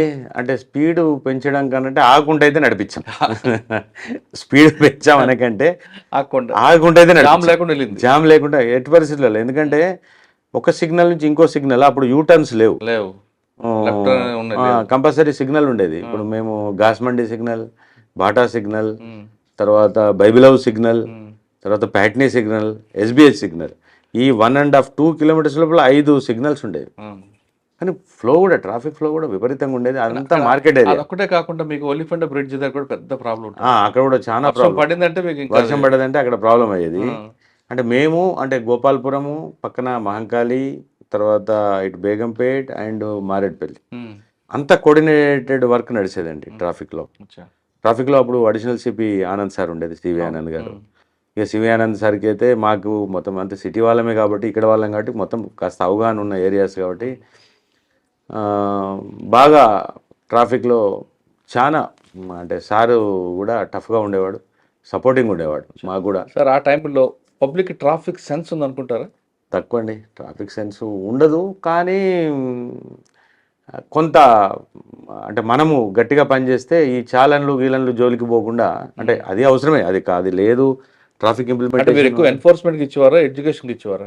నేను తక్కువ అండి, నేను పర్టికులర్గా ఎన్ఫోర్స్మెంట్కి తక్కువ వాల్యూ ఇచ్చేవాడిని, ఉండి నడిపించేవాళ్ళము. కానీ చేసే 10 కేసులైనా టఫ్గా చేసేవాళ్ళు, ఎదుటోడు ఎవడైనా ఉండే. ఎడ్యుకేషన్కి ఎడ్యుకేషన్ చేసేవాళ్ళు, ఎడ్యుకేషన్ తర్వాత ఇంప్లిమెంటేషన్ కూడా. ఎడ్యుకేషన్ కంటే ఇంప్లిమెంటేషన్, ఎంబీ యాక్ట్ కూడా చాలా మంది చిన్న చూపు. ట్రాఫిక్ అనగానే ఏముందిలే ట్రాఫిక్ ఆఫీసర్ కదా, ట్రాఫిక్ ఇన్స్పెక్టర్ అనగానే వాడికి ఏమి పవర్స్ లేవనుకుంటారు. On par with all the L and O ఆఫీసర్కి ఏం పవర్ ఉంటుందో వీడికి అదే పవర్ ఉంటుంది. సార్ ట్రాఫిక్లో మీరు ఉదయం నుంచి పనిచేస్తారు, 8 అవర్స్ డ్యూటీ. కానీ మీరు మీ వాళ్ళందరూ 12 గంటలు పనిచేసే రోజులు కూడా ఉంటాయి. లాస్ట్ మూమెంట్లో వాడు వచ్చి ఏదో మాట్లాడి ఇరిటేషన్తో వస్తారు, చాలా ఇరిటేషన్. అది ఎంత ఆ పేషెన్స్ ఎలా తీసుకొస్తారు? పేషెన్స్ బండి ఆపగానే మీ పేరు అడుగుతాడు, అన్ని రకరకాలు ఉంటాయి కదా. పేరు అడుగుతారు, అన్ని అడుగుతారు. మన ఉద్యోగం మార్నింగ్ సెక్షన్ లో అంటే కొంచెం ఎనర్జీ ఉంటుంది, అది క్రమేపీ తగ్గుతుంటే అన్నట్టు కరెక్ట్. ఖచ్చితంగా అందరు ఆఫీసర్లకు అక్కడ బీపీలు షుగర్లు వచ్చేస్తాయి. ట్రాఫిక్ లో గిట్ట ఒకవేళ దిల్తో పనిచేస్తాం, మనం కూడా క్యాజువల్ గా పనిచేస్తే ఏమి ఉండదు, కానీ దిల్ మీద పనిచేస్తే చాలా ఇరిటేషన్ ఉంటుంది. ఎందుకంటే లా అండ్ ఆర్డర్ లో మేము కూర్చొని ఉంటాం, వచ్చినోడు నిలబడి మాట్లాడు. సపోజ్ వచ్చినోడు మన ప్లేస్కి వచ్చి మాట్లాడతారు కాబట్టి వాడు కంట్రోల్ ఉంటాడు. ట్రాఫిక్ లో మేము వాని ప్లేస్కి వెళ్తాం, రోడ్డు మీద కూర్చుంటాడు, బండి మీద వాడు కూర్చుంటాడు, మేము రోడ్డు మీద మేము నిలబడి ఉంటాం కాబట్టి వానికి మనం చాలా చిన్న చూపు కనబడు. వాడు చాలా ఎక్కువ మాట్లాడతాడు. సినిమాలో వారెంట్ ఉందా అని అనే టైప్లో మాట్లాడుతుంటారు. వారెంట్ ఉండవు, arrest is arrest even that arrest is there in the MV act also. చాలా మందికి ఏం తెలియదు అంటే ఎంవీ యాక్ట్లో కూడా అరెస్ట్ చేయొచ్చు, ఉండొచ్చు, కానీ వాళ్ళ తెలియదు. అది ఎంవీ యాక్ట్లో అరెస్ట్ చేయొచ్చు. అరెస్ట్ చేసే క్రమంలో రెసిస్ట్ చేస్తే మేము ఫోర్స్ యూజ్ చేయొచ్చు, అంటే 2 వీక్ వచ్చు. అవును, అంటే force, using of the force. చాలా మంది ఏమంటారు, కొట్టడం మాకేమి షోకై కొట్టరండి, ఎవడు షోకై కొట్టడు. ఓన్లీ ఎప్పుడైతే మాకు విధులకు ఆటంకం కలిగిస్తాడో, మేము అప్రహెండ్ చేసేటప్పుడు అడ్డం పడతాడో అప్పుడే మేము ఫోర్స్ యూజ్ చేస్తాం తప్ప అడ్డంగా మాకేమి పని లేక ఫోర్స్ ఎవడు యూజ్ చేయడం. లేని కోపాన్ని ఎందుకు తెచ్చుకుంటారండి ఆఫీసర్ కూడా? లేని కోపం కాదు, చాలా కోపం ఉంటే మా వాళ్ళు ఇంకా చాలా కంట్రోల్ ఉంటారు. అదే అన్న, ఉన్న కోపం తెచ్చుకుంటే ఎవరు ఉండడు, తీసుకొస్తాడు కదా, చాలా ఇరిటేషన్ తీసుకొస్తారు, చాలా మాట్లాడు. జనరల్గా ఎంబీ యాక్టే కాకుండా మీకు విధులు కట్టుకున్నందుకు 353 ఉంటుంది, ఇందులో 179 ఉంటుంది. That is all there. CV Anand sir body camera పెట్టారు, బాడీ కెమెరా స్టార్ట్ చేశారు. దానివల్ల బెనిఫిట్ వచ్చింది. అంటే ఎదుటోడు బిహేవియర్ అర్థమవుతుంది. చాలాసేపు ఏం చేస్తారంటే వాడి బిహేవియర్ ఎవడు చెప్పుకోడు, మా పోలీస్ వాళ్ళ మీద నెపని నెట్టేస్తారు. ఏమని పోలీసు వాడు అది తిట్టాడు, ఇది తిట్టాడు, చేసుకున్నాడని. ఫస్ట్ వాడు చేసిన పని ఎవడు చెప్పడు. ఇప్పుడు నేను మీకు ఒక ఎగ్జాంపుల్ చెప్తాను. ఒక వెహికల్ ఒక దగ్గర సిగ్నల్ జంప్ అయి వెళ్తుంది. నేను ముందు ఉన్నాను, ఏంటి వీడు సిగ్నల్ జంప్ ఇంత అడ్డంగా చేసి వెళ్తున్నాడని ముందు సిగ్నల్ ఆపుకొని నేను చేసి అక్కడ పోయా. అప్పుడు అలా పోయేవాళ్ళం, ఇప్పుడు ఎవరు పోవట్లేదు అని. ఆగిన తర్వాత చూస్తే వాడు వెహికల్ మీద అంటే లగేజ్ ఉంది. జస్ట్ వాడు యూఎస్ నుంచి వస్తున్నాడు. యూఎస్ నుంచి వస్తున్న క్యాండిడేట్ కూడా మన కంట్రీలో దిగగానే మనకి లా బ్రేక్ చేయాలనిపిస్తుంది. అక్కడ నోరు మూసుకొని పనిచేస్తుంది, అక్కడేమో చాలా అద్భుతంగా పనిచేస్తుంది. అసలు యూఎస్ లో ఎంత బాగుంటది, ఇలా అంటే అలా పట్టుకుంటారు పోలీసు వాళ్ళు, అలా అంటే ఇలా పట్టుకుంటారు అని కథలు చెప్తారు ఇక్కడికి వచ్చి. ఇక్కడ లా బ్రేక్ చేయకపోతే అసలు వాళ్ళకు మనసు ఒప్పదు. నేను అదే అన్నా, మీరు యూఆర్ జస్ట్ ఇప్పుడు నీ లగేజ్ చూస్తే ఎక్కడి నుంచి వస్తున్నాడు, యూఎస్ అన్నాడు. ఏంటంటే అక్కడ కంట్రీలో అంత బాగుంది, ఇలా ఇంత బాగుంది అంటాడు. అంటే నీకు భారతదేశం మీద మన కంట్రీ మీద అడుగు పెట్టగానే అంటే ఉప్పొంగుతుంది, ఉత్సాహం, సిగ్నల్ జంప్ చేసి అట్లా పోతున్నా అంటే సారీ సార్ అన్నాడు. సారీ అంటే పంపించేసాం, అది వేరే. కానీ కొంతవరకు బెటర్ అంటే యూఎస్ అతను కాబట్టి, అంటే యూఎస్ కనీసం అక్కడ ఇక్కడైతే ఆయనకి ఆర్గ్యుమెంట్ అది హక్కు. అది సార్ ట్రాఫిక్ ఇంకొక ప్రాబ్లం ఉంటుంది, డ్రంక్ అండ్ డ్రైవ్. అది అంటే లక్కీలీ డ్రంక్ అండ్ డ్రైవ్ కూడా మాకున్న అనుబంధం ఏంటంటే, డ్రంక్ అండ్ డ్రైవ్ ఎప్పుడైతే ఇప్పుడు ఈ రోజు ఉన్నటువంటి సిరీస్ ఆఫ్ డ్రంక్ అండ్ డ్రైవ్ని సివి ఆనంద్ గారి సార్ టైంలో మనము స్టార్టింగ్ అప్పుడు 2000 might be 11, I think it is 11 or 12 తీసుకొచ్చే క్రమంలో దీన్ని ఎట్లా ఇంప్లిమెంట్ చేద్దాము అని అనుకునే సార్ డిస్కషన్లో మేము కూడా ఉంటాం. ఒక 3-4 ఆఫీసర్స్ ఉన్నప్పుడు ఇది 185 సెక్షన్, నాకు తెలిసి సెక్షన్ 185. అలా ఏబి ఉంటుంది. అందులో బిలో మనం తీసుకుందాము, మరి వాడు బ్రెత్ అనలైజర్స్ మనము ఇవన్నీ అప్పుడే కొన్నవి వాడకంలోకి తీసుకొచ్చిన సందర్భంలో పవర్ ఎక్కడ మిస్యూజ్ కావద్దు. మనం చాలా ఇక్కడ మనకు చెడ్డ పేరు ఎక్కడ వస్తుందంటే మనం ఇంత పడ్డ కష్టం అంతా ఎక్కడ పోతుంది, ఒక్క దగ్గర మనం చేసిన మిస్టేక్ అది అందరికీ అదే ఎగ్జాంపులర్గా అయిపోతుంది. ఒక 4 రూపాయలు తీసుకున్నారు అనుకోండి, 100 రూపాయలు తీసుకున్నారంటే మొత్తం డ్రంక్ అండ్ డ్రైవ్ మొత్తం అంతా కుప్ప అయిపోతుంది, వ్యవస్థకు అడ్డగడతారని స్ట్రిక్ట్గా ఉండాలని ఖచ్చితంగా డ్రంక్ అండ్ డ్రైవ్లో ఆఫీసర్ ఉండాల్సిందే. అంటే ఇన్స్పెక్టర్ లెవెల్ ఆఫీసర్ ఎట్టి పరిస్థితులలో ఉండాల్సిందే అని చెప్పేసి డిసిషన్ తీసుకొని అప్పుడు క్వాలిటీ చెకింగ్ ఎప్పుడు చేద్దాము అని అనుకున్నప్పుడు 2 hours is the maximum time. 2 hours కంటే ఎక్కువ ఏ టీము పనిచేయలేదు. డ్రంక్ అండ్ డ్రైవ్లో మీకు క్వాంటిటీ ఎంత అనుకున్నారు అప్పుడు? క్వాంటిటీ కాదు, లా ప్రకారం 30 mg అది ఇక స్టాండర్డ్. 31 వచ్చినా 32 వచ్చినా బుక్ చేసేవాళ్ళు. జనరల్గా 30 అనేది ఎలా వస్తుందని అంటే అది అరెస్ట్ కేసు. అసలు 185 అనేది అరెస్ట్ కేసు. తాగిన వాడిని అరెస్ట్ చేయాలి.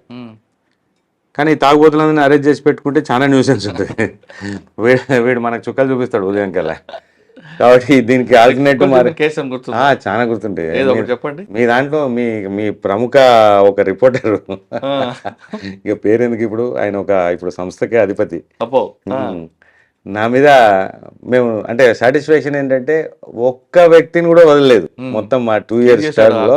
ప్రముఖ వ్యక్తి ఏం లేదు, ఆయన మమ్మల్ని అది చేస్తానని నా మొత్తం డ్రైవ్ అంతా 2 గంటలు కెమెరా పెట్టుకొని కూర్చున్నాడు.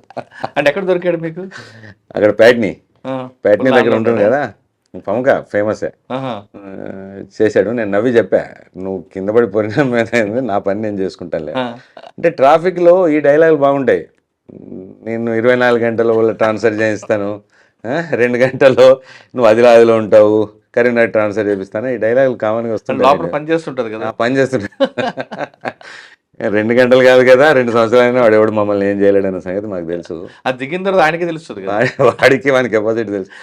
అంటే జనరల్గా ఏముంటుందంటే ట్రాఫిక్ నిజం కూడా 2 hours is the qualitative time for doing the drunk and drive.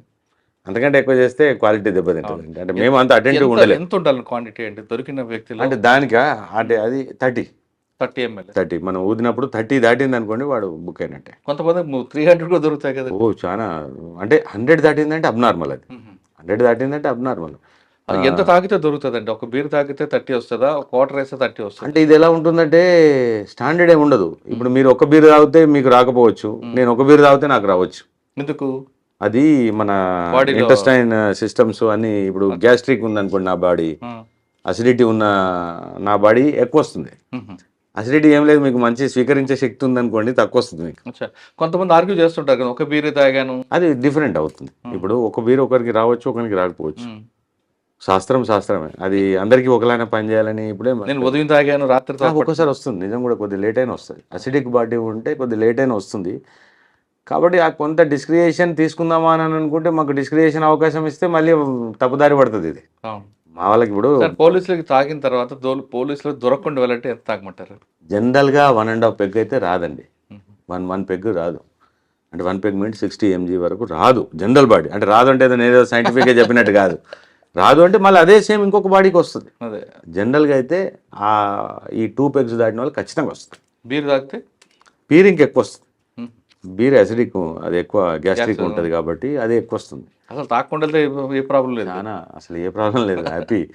కానీ అంటే ఇది మళ్ళీ కొద్దిగా డైల్యూట్ అయింది. ఇది డ్రంక్ అండ్ డ్రైవ్ ఫస్ట్లో ఇప్పటికీ అంటే భయం ఉంది పబ్లిక్లో. ఎవడు కూడా అంత ఈజీగా ఫర్ గ్రాంటెడ్ ఏం లేరు. దీంట్లో ఏముందంటే అండి, 2 అంటే అరెస్ట్ సెక్షన్ ఇది 185. దీనికి ఆల్టర్నేటివ్ ఏం చేసామంటే మన దగ్గర ఎలానో జనరల్గా డాక్యుమెంట్ ఉండదు.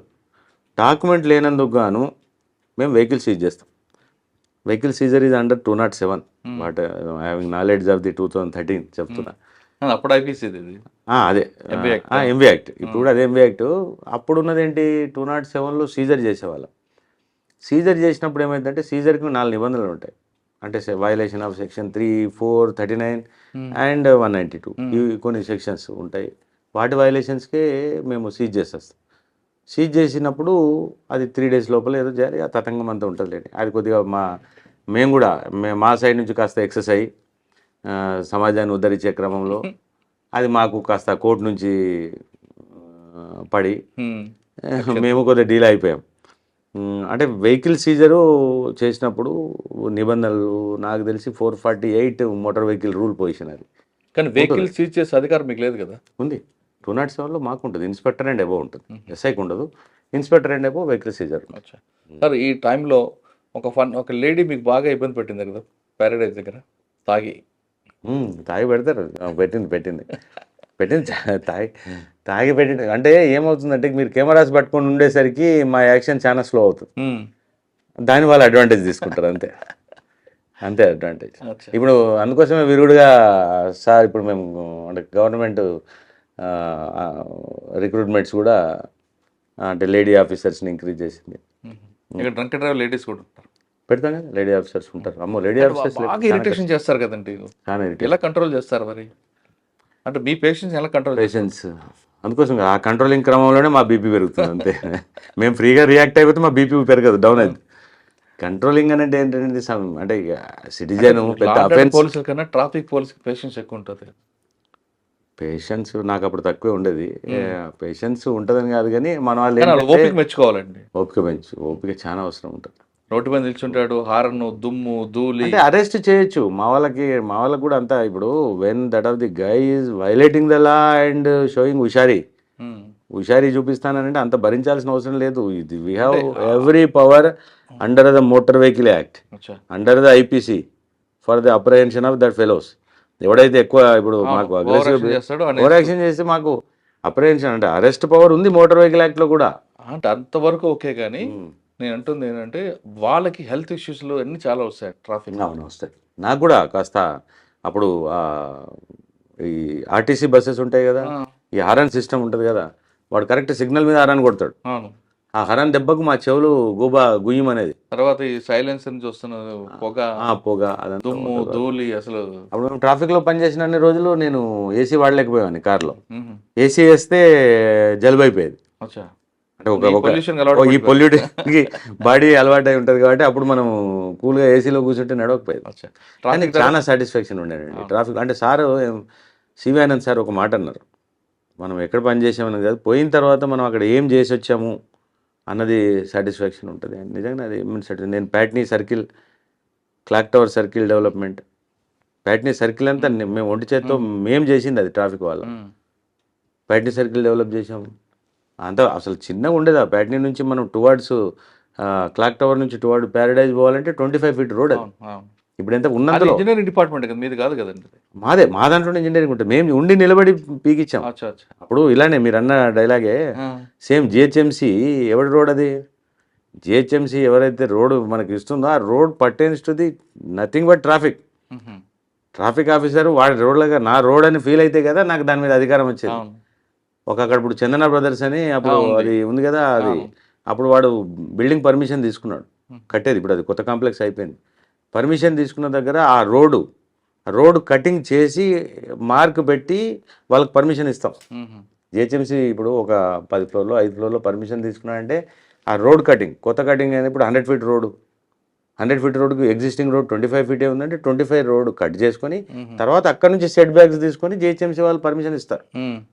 ఆ పర్మిషన్ ఇచ్చారంటే అర్థమేంటి? ఆ 25 feet pertains to the traffic. మీకు ఇవ్వాలి, మాకు ఇవ్వాలి. అది మేము లాక్కునే వాళ్ళం అప్పుడు నేను ఉన్నప్పుడైతే. పోయి ఎక్కడెక్కడ ఎవడైతే కొత్త బిల్డింగ్లు కడుతున్నా అని చూసుకుంటూ వెళ్ళేవాడిని. కొత్త బిల్డింగ్ కడితే ఆ ఎదురుగా నిలబడి ఆ 25 feet కొలుసుకొని రోడ్ తీసుకునేవాడిని. తీసుకుని ఆ రోడ్ వేయించి జిహెచ్ఎంసీ వాళ్ళతో రోడ్ యూజ్ చేసాం. చాలా మటుకు ఏం చేస్తారు, ఇది పట్టించుకోకుండా వాడు బిల్డింగ్ అంతా అయిపోయి 5 ఏళ్ళు కట్టుకుంటూ కూర్చొని 5 ఏళ్ళ తర్వాత అటు ఇటు చూసి ఎవడు పట్టించుకోకపోతే మళ్ళీ దాని మీద పూల కొండలు పెట్టి దానికి అది ఇది అడ్డం పెట్టి ఇప్పటికీ ఇంకా వాళ్ళే వాడుకుంటున్నారు. అవన్నీ ట్రాఫిక్లో మనం సెక్యూర్ చేసుకోగలిగితే we can somewhat run the road in a good way. కొంతమంది రెడ్ కార్పెట్ వేసి వాళ్ళ కార్లు మాత్రం పెట్టుకోవడం, వాళ్ళ కార్లు అవన్నీ నడవవు ట్రాఫిక్లో. అది మా కన్సర్న్ మా డ్యూటీ అది. ఎస్హెచ్ఓగా మేము లాక్కోవాలి. వాస్తవంగా సార్ పబ్లిక్ కి ట్రాఫిక్ పోలీస్తో ఎక్కువ అవసరం ఉంటుంది లా అండ్ ఆర్డర్ కన్నా. Traffic is the face of the police అండి. Traffic is the face of the police. మా ఎఫిషియన్సీ అంతా పనిచేసేది law and order secondary. In fact ప్రతి పొద్దున్న లేస్తే పని ఉండేది ట్రాఫిక్ వాళ్ళతో పని ఉంటుంది. పబ్లిక్కి 10% ఏది 2-3% వరకు మాత్రమే ల్యాండ్ ఆర్డర్ తోటి కొట్టాడు తిడితే 2%. But where the total 100% utilization traffic దే. ట్రాఫిక్ వాళ్ళు అందుకోసమే అంటే అప్రిషియేషన్ పోలీసింగ్కి రావాలంటే ట్రాఫిక్ తోటి చాలా వస్తుంది. సార్ ట్రాఫిక్ దగ్గరికి వచ్చారు, ట్రాఫిక్ తర్వాత మళ్ళీ టాస్క్ ఫోర్స్ వెళ్ళా. అప్పుడెవరు? అప్పుడు రమేష్ సార్ ఉండే. ఒక 1 year చేశాను. 1 year తర్వాత మళ్ళీ ఎస్ఆర్ నగర్ వెళ్ళాను. ఓకే. 2014 2 years. అక్కడేం గుర్తుందా మంచి కేసులు? ఎస్ఆర్ నగర్ అన్నది ఒక మినీ ఇండియా అండి. అది మినీ ఇండియా. ఎక్కువగా లాడ్జీలు, అంటే hostels, main hostels almost 1000 hostel ఉండేవి. అసలు ఎలాగండి దాన్ని కంట్రోల్ చేయడం? అది హాస్టల్స్ చాలా టఫ్ అండి, చాలా అంటే చాలా టఫ్. అది 1000 మంది ఎవడో వస్తాడు, ఎవడో పోతా ఉంటాడు. దానికోసము ఉన్నంతలో ఏదో అప్పుడు మీటింగ్లు పెట్టి వాళ్ళకి ఏదో సీసీ కెమెరాస్ పెట్టి రికార్డ్స్ పెట్టి ఆధార్ కార్డులు తీసుకోవాలని ఏదైనా తిప్పలు పడేది. కానీ ఆ ఫ్లోటింగ్ పాపులేషనే ఒక అరౌండ్ 50,000 నుంచి 70,000 ఉండేది స్టూడెంట్స్. అక్కడ January 1st ఉంటుంది అద్భుతంగా. December 31st నైట్ పిల్లలంతా రోడ్ల మీదకి వస్తారు. హారిబుల్ ఉంటుంది అక్కడ. అది మినీ ఇండియా నిజంగా కూడా. ఎస్ఆర్ నగర్ అంటే నాకు తెలిసి అప్పుడు ఎస్ఆర్ నగర్ హైయెస్ట్ పాపులేషన్ ఉన్నటువంటి యునైటెడ్ ఆంధ్ర పోలీస్ స్టేషన్. అది కానీ క్రైమ్ రేట్ కూడా ఫస్ట్ అదే కదా? ఫస్ట్ అదే ఉంటుంది. మధ్యలో తగ్గింది కానీ అది ఆల్మోస్ట్ అప్పుడు అవుట్స్కర్ట్స్ ఉండేది కాబట్టి అప్పుడు పెద్ద ఏరియా ఉండేది. ఆల్మోస్ట్ మాదాపూర్ బోర్డర్ అంటే బోరబండ అల్లాపూర్ సైడ్ నుంచి పెడితే ఇక్కడ గ్రీన్ పార్క్ హోటల్ వరకు అది లిమిట్. పంజాగుట్ట బోర్డర్ వరకు. పంజాగుట్ట చాలా పెద్ద పోలీస్ స్టేషన్. అప్పుడే 4 లక్షల చిల్లర పాపులేషన్ ఉండేది. నాకు అప్పుడు ఎలక్షన్స్ నేను చేశాను అక్కడ 300 బూత్లు, 300 బూత్స్. ఇప్పుడు నార్సింగి నా డివిజన్ అంతా కలిపితే 200 లేవు, 200 బూత్స్ లేవు. అప్పుడు ఓన్లీ ఒక పోలీస్ స్టేషన్, 300 బూత్లు ఉన్న పోలీస్ స్టేషన్. అంటే 2 సంవత్సరాలు కంప్లీట్ చేశారు అక్కడ? చేయలేదు, చాలా కష్టంగా చేశాను. అంటే నేను విల్ఫుల్గా అక్కడ నుంచి వెళ్ళిపోదామని చాలా ట్రై చేశాను. అంటే ఎందుకు వర్క్ లోడ్ ఎక్కువ? వర్క్ లోడ్ కాదు, ఎందుకో నాకు నచ్చలేదు. నేను వెళ్ళిపోదామని అనుకున్నా. లూప్ లైన్కి ఎస్ఆర్ నగర్ పొల్యూషన్ అంటే అందరు చాలా కోరి పోతారు, బాగా కవర్లు వస్తాయనుకుంటారు. పోయారు. కానీ నాకు ఎందుకో మొదటి నుంచి అది నాకు అప్పుడు అనురాగ్ శర్మ సార్ నాకు ఎస్ఆర్ నగర్ పోస్టింగ్ ఇచ్చారు. నేను సార్కి ఇమీడియట్గా 2వ రోజు పోయి అడిగా, సార్ నాకు చిన్న పోలీస్ స్టేషన్ ఏదైనా మాంకాలి ఆ మార్కెట్ లాంటి చిన్న పోలీస్ స్టేషన్ ఇవ్వండి, అది చాలా పెద్ద పోలీస్ స్టేషన్ సార్ అని అంటే, లేదురా నువ్వు అక్కడికి వెళ్ళి అక్కడనే పని చేయన్నాడు. అప్పుడు ఆఫీసర్లు ఒకసారి పోస్టింగ్ ఇస్తే వెనకకి తగ్గేవాళ్ళు కాదు. ఇంకా తప్పదనుకుని వచ్చి చేశాను. తర్వాత అప్పుడు మళ్ళీ మహేందర్ రెడ్డి సార్ వచ్చినాక మళ్ళీ వేరే లెవెల్లో ట్రై చేశాను. నేను ఎస్ఆర్ నగర్ నుంచి వెళ్ళిపోవాలి లూప్ లైన్కి. జిహెచ్ఎంసీ విజిలెన్స్ కోసం అని విజిలెన్స్ చేయించుకున్నాను నేను. అప్పుడు అక్కడ నా సీనియర్ సత్యనారాయణ సార్ అప్పుడు జిహెచ్ఎంసీ విజిలెన్స్లో చేశారు. మంచి మిత్రుడు కాబట్టి అప్పుడప్పుడు వెళ్ళేవాడిని. కంఫర్ట్ అనిపించింది. అది చాంబర్ గట్రా బాగానే ఉండేది. ఇదేదో బెటర్ ఉన్నట్టుంది విజిలెన్స్, ఈ ల్యాండ్ ఆర్డర్ ఎక్కడ అని చెప్పేసి వెళ్ళిపోదామని చాలా ట్రై చేయాల్సి వచ్చింది. పోయేందుకు నేను పోస్టింగ్ కోసం కాదు, ఎస్ఆర్ నగర్ నుంచి బయటపడాలి అని అంటే ఒక 1 year సీరియస్గా ఎఫర్ట్ చేస్తే తప్ప మహేందర్ రెడ్డి సార్ నన్ను వదలలేదు. సార్ ఆఖరికి కోపం చేసి తిట్టి, నీకు చాలా ఎక్కువ అలవాటు అయిపోయింది లూప్ లైన్, ఎప్పుడు నువ్వు అంటే లూప్ లైన్ అంటున్నావు అని చెప్పేసి, లేదు సార్ కంపల్సరీ నేను పోతాను సార్ అని గొడవ చేసుకుని బయటపడ్డా. ఎస్ఆర్ నగర్ కూడా పెద్ద పోలీస్ స్టేషను, అన్ని మతాలు అక్కడ ఏముంది, మినీ ఇండియా. సిక్ కమ్యూనిటీ పెద్దగా ఉంటుంది. లోకల్ తెలంగాణైట్స్, ఆంధ్ర, ముస్లిమ్స్, సుల్తాన్ నగర్, ఎర్రగడ్డ అదంతా ముస్లిమ్స్. చాలా అన్ని బాగుంటాయి కానీ అక్కడ ఒకటే హాస్టల్ నుంచి డబ్బులు వస్తాయి అనేది ఎక్కువ వెళ్తుంటారు చాలా మంది. డబ్బులు వస్తాయి సార్, డబ్బులు తీసుకోవాలనుకున్నాడు ఎక్కడన్నా వస్తాయి. మీకు ఇంకొకటి చెప్తున్నాను, పోలీసులో ఫ్యాక్టర్, తీసుకోను అన్నోడికి ఎక్కడ రాదు. శాతగానోడికి అంటే అంటారు చూడండి, ఆడు ఏడన్నా ఇప్పుడు తైలంబు తీయవచ్చు అనే టైపులో వాడు తీయాలనుకున్నాడు ఎక్కడ చేసి కమాటిపుర కాలపత్తాలు కూడా సంపాదించిన వాళ్ళు ఉంటారు.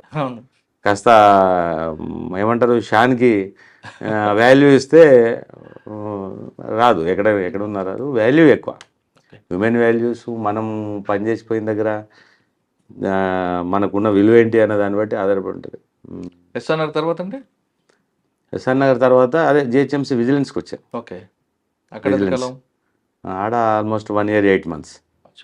ఆ క్రమంలో నాకు ఆ జిహెచ్ఎంసీ విజిలెన్స్ కూడా ఒక గుడ్ ఎక్స్పీరియన్స్. మంచి అంటే మున్సిపాలిటీ వాళ్ళు ఏం పని చేయరు, ఏదో అని మనం అన్ని ఎప్పుడైనా తిట్టాడు మున్సిపాలిటీలో పని చేస్తున్నావు అని అంటారు కదా, పోలీసులో పని చేస్తున్నావు మున్సిపాలిటీలో పని చేస్తున్నావు అంటాం. కానీ మున్సిపాలిటీ వాళ్ళు కూడా పాపం ఉదయం లేచి 4:30 నుంచి పని చేస్తారనేది అక్కడ పోయిన తర్వాత నేను చూశాను. ఈవెన్ డీసీస్, డిప్యూటీ కమిషనర్స్ కూడా 4 గంటలకు వాళ్ళు రౌండ్కి వెళ్తారు, రోడ్డు మీదకి వెళ్తారు. అక్కడ ఎంత ఫోర్స్ ఎంత, అది వేల ఫోర్స్ ఉంటుంది. ఆల్మోస్ట్ 12,000 మంది ఉదయం లేస్తేనే పారిశుద్ధ్య కార్మికులు రోడ్డు మీదకి వస్తే వాళ్ళని సూపర్వైజ్ చేసే ఎస్ఎఫ్ఏలు, వాళ్ళ మీద ఏఈలు, వాళ్ళ మీద డీసీలు చేస్తారు. కానీ అక్కడ బదనాం కారణం ఏంటంటే జిహెచ్ఎంసీలో మెయిన్గా ఈ టౌన్ ప్లానింగ్ వింగ్. ఆ టౌన్ ప్లానింగ్ వింగ్ కూడా ఏంటంటే వాళ్ళకి అక్కడ పెద్దగా మిషనరీ ఉండదు. మేము చూసాం కదా, టౌన్ ప్లానింగ్ మొత్తం జోన్కి అంతా కలిపి ఒక ఆఫీసర్ ఉంటాడు, AC, assistant commissioner of town planning, DPS. వాళ్ళు ఏంతుంటారు, 2-3 ఉంటారు.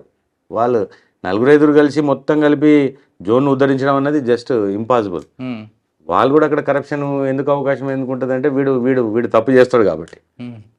వీడు ఏం చేస్తాడు, వీడు ఒక ఫ్లోర్ వాడుకుని 4 ఫ్లోర్లు వేస్తుంటాడు.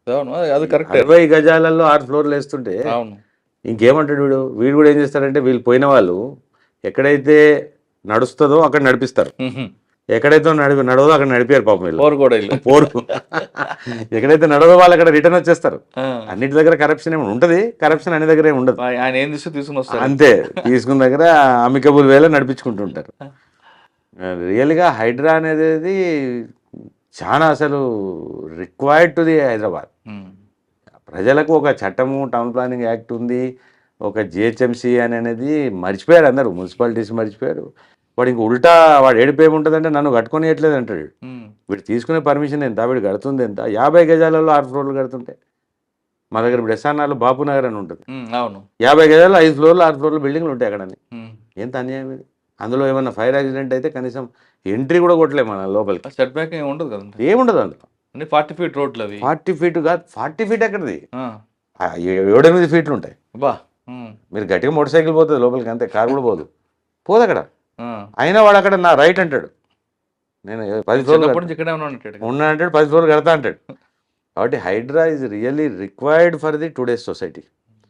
కానీ అది మధ్యలో కొద్దిగా మీ వాళ్ళు బాగా బదనాం చేశారు. కానీ నిజం కూడా అంటే పేదవాళ్ళు బదనాం చేయలేదు కానీ అంటే స్టార్టింగ్ లో ఒక అనుమానం ఉంది. కానీ ప్రెసెంట్ అయితే అది హైడ్రా రియల్లీ రిక్వైర్డ్.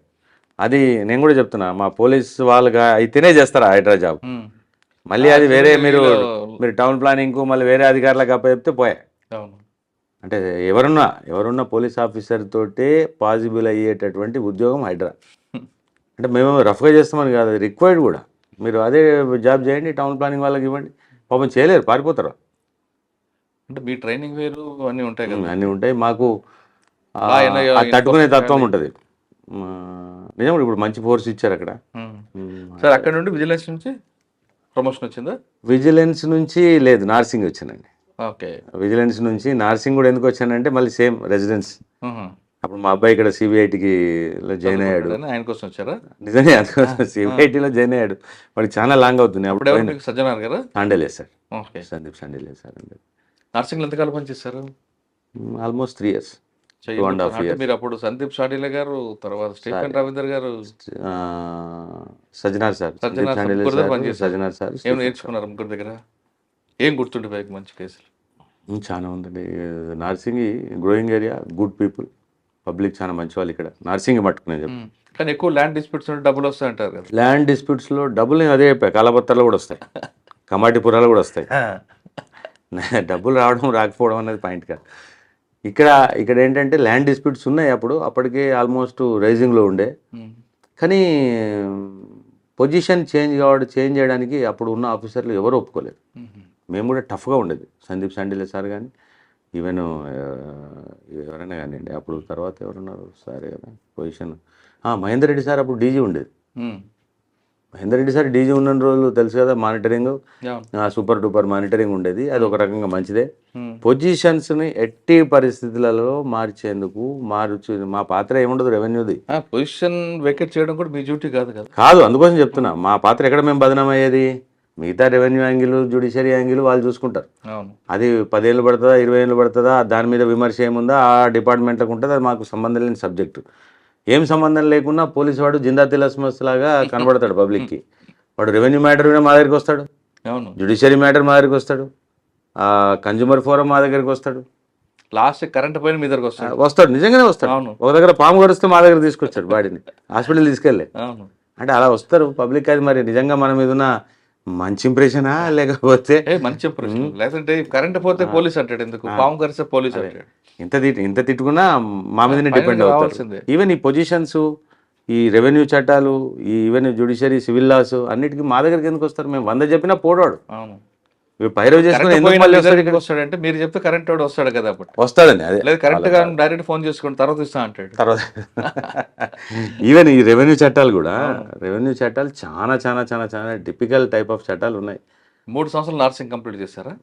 లేదు 2 years 7 months చేశాను.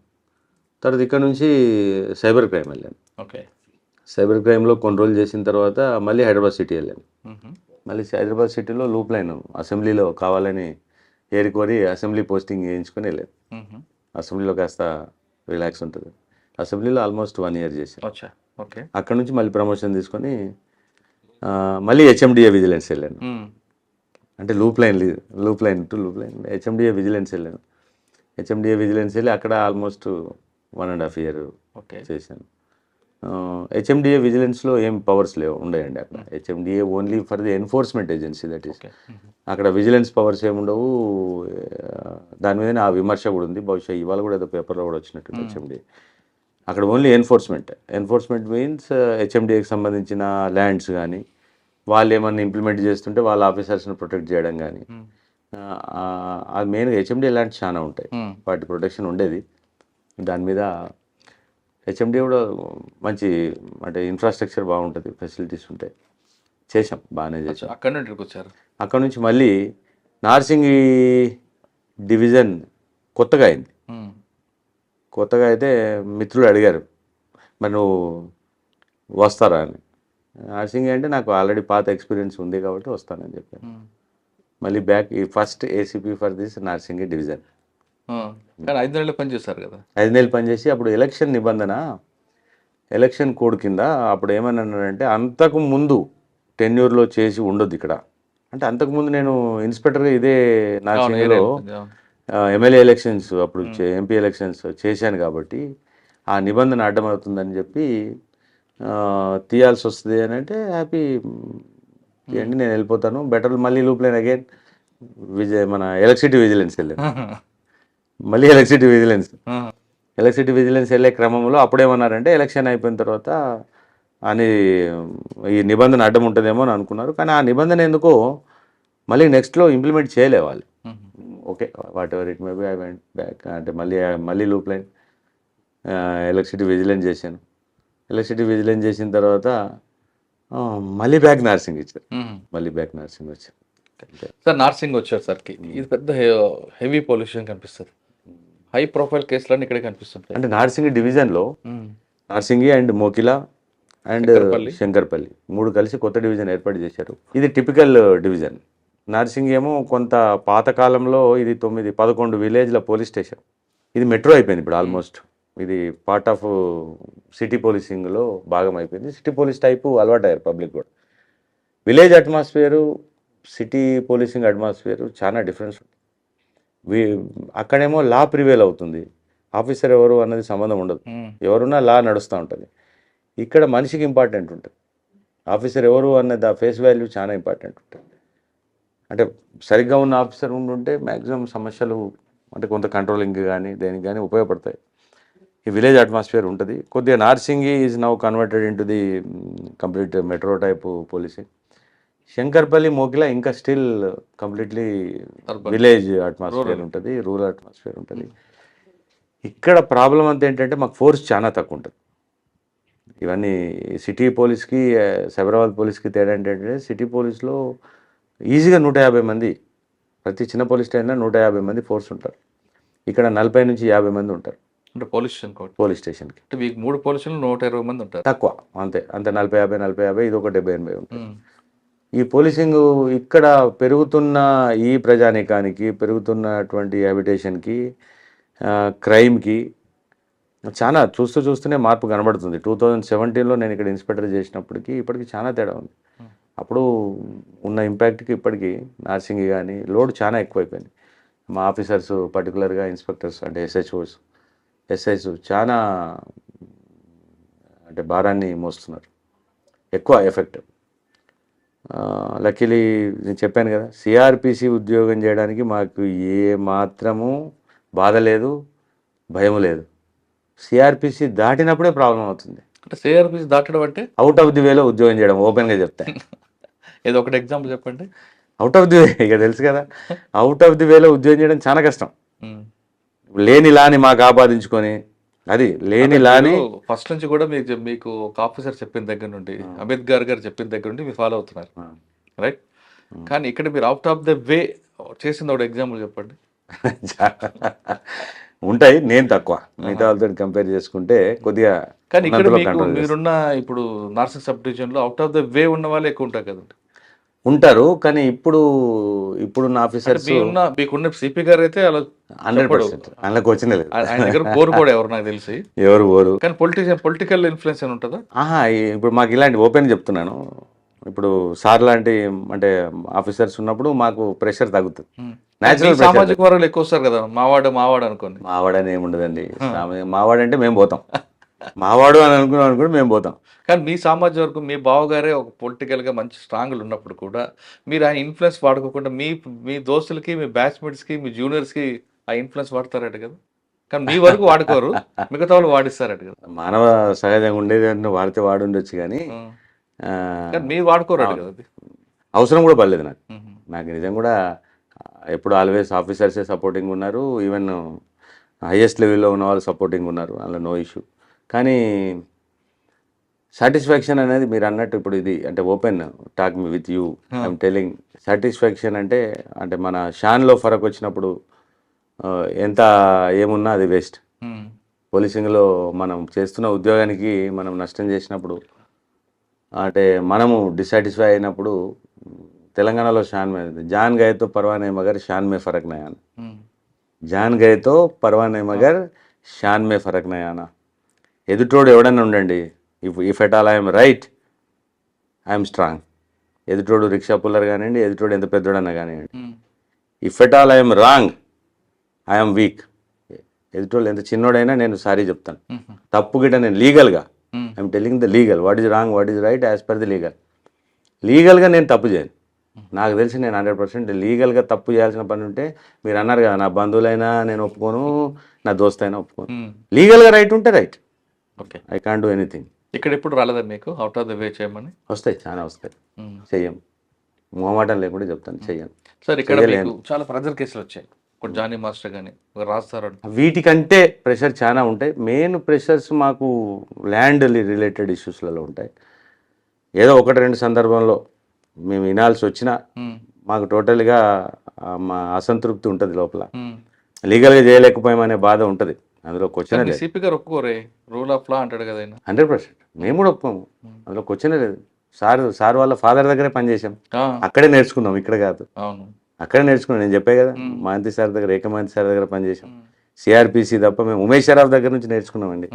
సిఆర్పిసి నేనని కాదు, సిటీలో పనిచేసిన, ఇది ఇంత అంటే గొప్పగా కూడా చెప్పగలుగుతున్నాం, సిటీలో పనిచేసిన most of the officers bind by the law అలవాటు అయి ఉంటుంది. అప్పుడు మాకు నిజంగా కూడా నిన్న మొన్నటి వరకు అక్కడ ఏం ఇన్ఫ్లుయెన్స్ ఏం లేదు, యాజ్ పర్ ది లానే పనిచేసాం. ఇక్కడ వస్తే మాకు వచ్చేది ఎక్కువ ఇన్ఫ్లుయెన్స్ ఏంటి, ల్యాండ్ పొజిషన్స్ మీదనే ఇన్ఫ్లుయెన్స్ వస్తుంది. ప్రతి ఒక్కడు దొంగడు కూడా వచ్చి నేనే పొజిషన్లో ఉన్నా అంటాడు. అవును, ఇప్పుడు వాడు 10 రోజుల్లో వచ్చి కంప్లైంట్ ఇన్ఫ్లుయెన్స్ ఉంటాడు, అక్యూజ్డ్ పార్టీ ఇన్ఫ్లుయెన్స్ ఉంటాడు. ఈ ప్రజలు ఎలా తట్టుకుంటారండి? ప్రెజర్ ఏంటి, లా as per the law only. Pressure ఏముంది, ఇప్పుడు మాకు ఉన్న స్టాండర్డైజ్డ్ ప్రోగ్రామ్ ఏముంటుంది. ఇప్పుడు మీరు అన్నట్టు ల్యాండ్ పొజిషన్స్లే మాకు ఇష్యూ. అవును, అందులో టైటిల్ డిస్ప్యూట్ మీద మేము శాస్త్రాన్ని ఏం చదవం లేదు. దాంట్లో ఇప్పుడు 20 ఏళ్ళు 30 ఏళ్ళు తెగని వాద్యం ఏదైనా ఉంటే అది మా దగ్గర 2 రోజుల్లో తెగుతాం అనుకోవడం మూర్ఖత్వం. అవును, దానికోసం ఇక్కడ మన వాళ్ళు ఏం అడ్డదారి దొక్కేది ఏంటి, పొజిషన్లో నేనున్నా అని అడ్డమైన ఆర్గ్యుమెంట్ చేస్తారు. ప్రతి ఒక్కడు ఏముంటాడు, అక్యూడ్ నేను ఉన్నా అంటాడు, కంప్లైంట్ నేనే ఉన్నా అంటాడు. ఎంత అన్యాయం ఇది. అదే ఆ హెడేక్ ఎలా భరిస్తున్నారట అంటే ఇప్పుడు కొద్దిగా మోడర్న్ టెక్నాలజీ కూడా వచ్చింది, గూగుల్ ఇవంతా ఉంది కాబట్టి ఈవెన్ గూగుల్ మ్యాప్స్లలో పోతే, గూగుల్ ఎర్త్ మ్యాప్లో పోతే పొజిషన్లో ఎవడన్నా ఉందా లేదా అని ఒక 3 months బ్యాక్ పోయి చూసుకుంటే అక్కడ ఏముందో కనబడుతుంది. 6 months బ్యాక్ ఏముందో అది మంచి టెక్నిక్. ఇప్పుడు ఇంతకుముందులాగా నేను 6 నెలల కింద కట్టాను అంటే కేసుల కన్నా ల్యాండ్ ఇష్యూలోనే హెడేక్ ఉంటుంది. ల్యాండ్ ఇష్యూలోనే హెడేక్ అండి, మిగతాది పెద్దగా. సరే, జానీ మాస్టర్ కేసు చెప్పండి.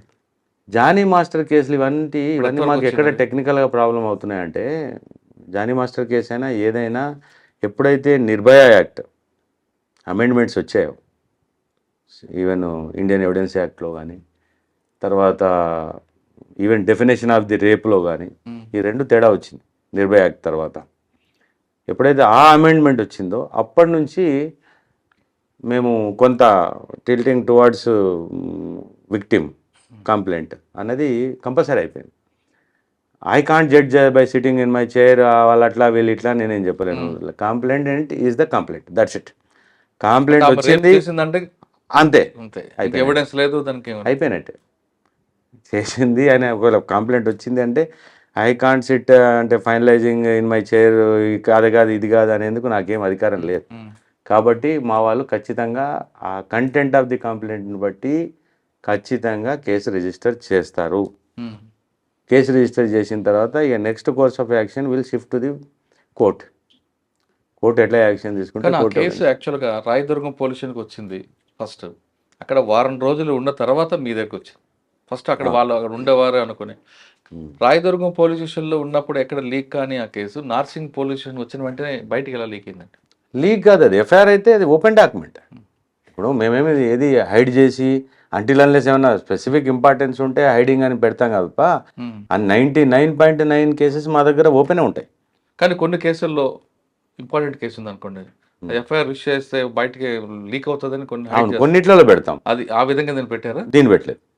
ఇప్పుడు ఏమవుతుందంటే జానీ మాస్టర్ అనే అతను ఎవరో మాకు తెలియదు, ఆ అమ్మాయి ఎవరో తెలియదు, నిజం కూడా తెలియదు మాకు. ఎవరు జానీ మాస్టర్ ఎవరు? సినిమాలు మేము చూసి బంద్ చేసి చాలా ఏళ్ళైంది. మాలాంటి వాళ్ళకు ఏం తెలుస్తుంది? అమ్మాయి కంప్లైంట్ కంటెంట్ మీద వెళ్తాం.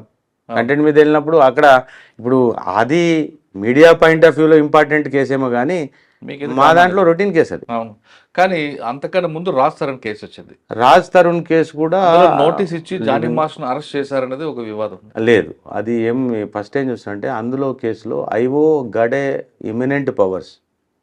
ఐఓ ఇన్వెస్టిగేటింగ్ ఆఫీసర్కు సిఆర్పిసిలోనే ఆ అధికారాలు ఉన్నాయి. పోలీసులో 3 రకాల అధికారాలు ఉంటాయి. ఒకటి ఎంటైర్ పోలీస్ పవర్స్ అంటే constable to commissioner, and IO powers investigating officer powers.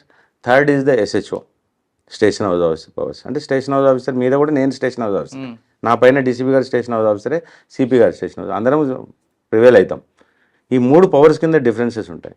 IO ఒకవేళ ఇటు వ్యక్తి విచారణకు హాజరవుతాడు, ఇన్వెస్టిగేషన్కి ఇంటర్ఫియర్ కాడు, ఎవిడెన్స్ని ఇన్ఫ్లుయెన్స్ చేయడు అని వీడు అనుకుంటే వాడు 41 నోటీస్ ఇస్తాడు, 41A నోటీస్ ఇస్తాడు. రాజ్ తరుణ్ కేసులో ఏంటి, ఫస్ట్ వచ్చిన కేసులో ఆల్మోస్ట్ వాళ్ళ కంప్లైంట్లో కూడా లివింగ్ టుగెదర్ ఉన్నాము, 10 ఏళ్ళు ఉన్నాము అని అన్న కంప్లైంట్. సుప్రీంకోర్టు కూడా తప్పు చెప్పలేదు. సుప్రీంకోర్టు కూడా పోయాడు. నాకు తెలిసి ఈవెన్ ఈ గట్ అడిషనల్ బెయిల్ ఆల్సో అనుకుంటా, ఏదో మళ్ళీ బెయిల్ ఏదో తీసుకున్నట్టున్నాడు. బెయిల్ తీసుకోవాల్సిన అవసరం లేదు, బెయిల్ తీసుకున్నాడు. జానీ మాస్టర్ వచ్చేసరికి ఆ సీక్వెన్స్ స్టార్ట్ అయిపోయింది. మాకు సీక్వెన్స్ స్టార్ట్ అయినప్పుడు కొద్దిగా మీ ఇన్ఫ్లుయెన్స్ కూడా మాకు ఎక్కువ, అంటే అండ్యూగా తెలియకుండానే మా మీద కూడా మాకు పడుతుంది ఇంపాక్ట్. మీడియా ట్రయల్ ఇంపాక్ట్ పడుతుంది మాకు. మీడియా ట్రయల్ ఇంపాక్ట్ లేకపోతే మేము కొద్దిగా నిష్పక్షపాతంగా. కేసులో జానీ మాస్టర్ కేసులో కంప్లైంట్ ఏజ్ బిలో మైనర్ 18 అని పోక్సో యాక్ట్ వచ్చేటట్టుగా పెట్టారు. ఇక దట్ హ్యాస్ టు బి, అంటే కోర్టు డిసైడ్ చేయాలి. షార్ట్ షీట్ వేశారంట. వేసేసాం. ఓకే, నెక్స్ట్ అదే టైం నడుస్తున్న టైంలో యూట్యూబర్ హర్ష, ఆయన ఎవరు తెలియదు, యూట్యూబరు ఆ ట్యూబర్ అని మాకేం తెలియదు. హర్ష విషయంలో ఆయన బయటికి వెళ్ళే వరకు పోలీసులు చేయలేదు, అంటే బెయిల్ తెచ్చుకున్న వరకు ఏం చేయలేదు. Arrest is not at all necessary factor for the investigation. అవును, మేమే అవసరం లేదంటే అవసరం చేయము. ఇప్పుడు అల్టిమేట్గా మేము ఉన్న సంఘటనలన్నింటినీ కూర్పి ఛార్జ్ షీట్ రూపంలో మేము కోర్టుకు సబ్మిట్ చేయడం మటుకే మా పని.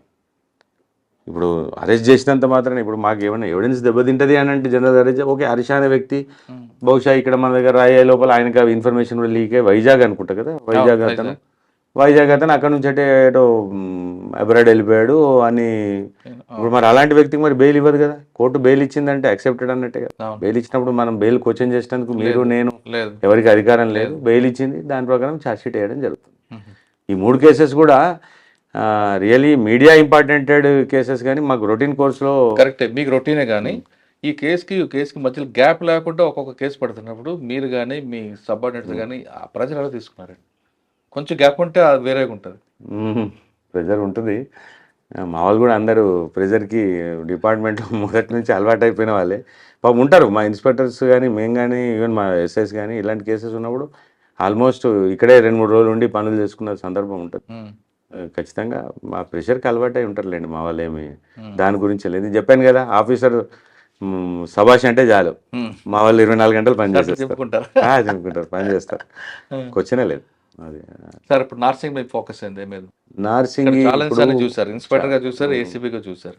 నార్సింగ్ సబ్ డివిజన్ అండి. ఇది గ్రోయింగ్ ఏరియా కాబట్టి ఖచ్చితంగా అంటే పోలీసింగ్ పాయింట్ ఆఫ్ వ్యూలో ఏమేమి ఉందో మాకు మిగతా డిపార్ట్మెంట్ల పనితీరు కూడా మా మీద ఇంపాక్ట్ పనిచేస్తుంది. ఇప్పుడు రెవెన్యూ వివాదాలు ఎక్కువ. ఈ రెవెన్యూ డిపార్ట్మెంట్లు, రెవెన్యూ ట్రిబ్యునల్స్ కానీ లేకపోతే మిగతా వ్యవస్థలు కానీ సరిగ్గా పనిచేసి భూమికి సంబంధించినటువంటి ఇష్యూస్ ఇమ్మీడియట్గా తేల్చగలిగితే మా మీద సగం ప్రెషర్ పోతుంది.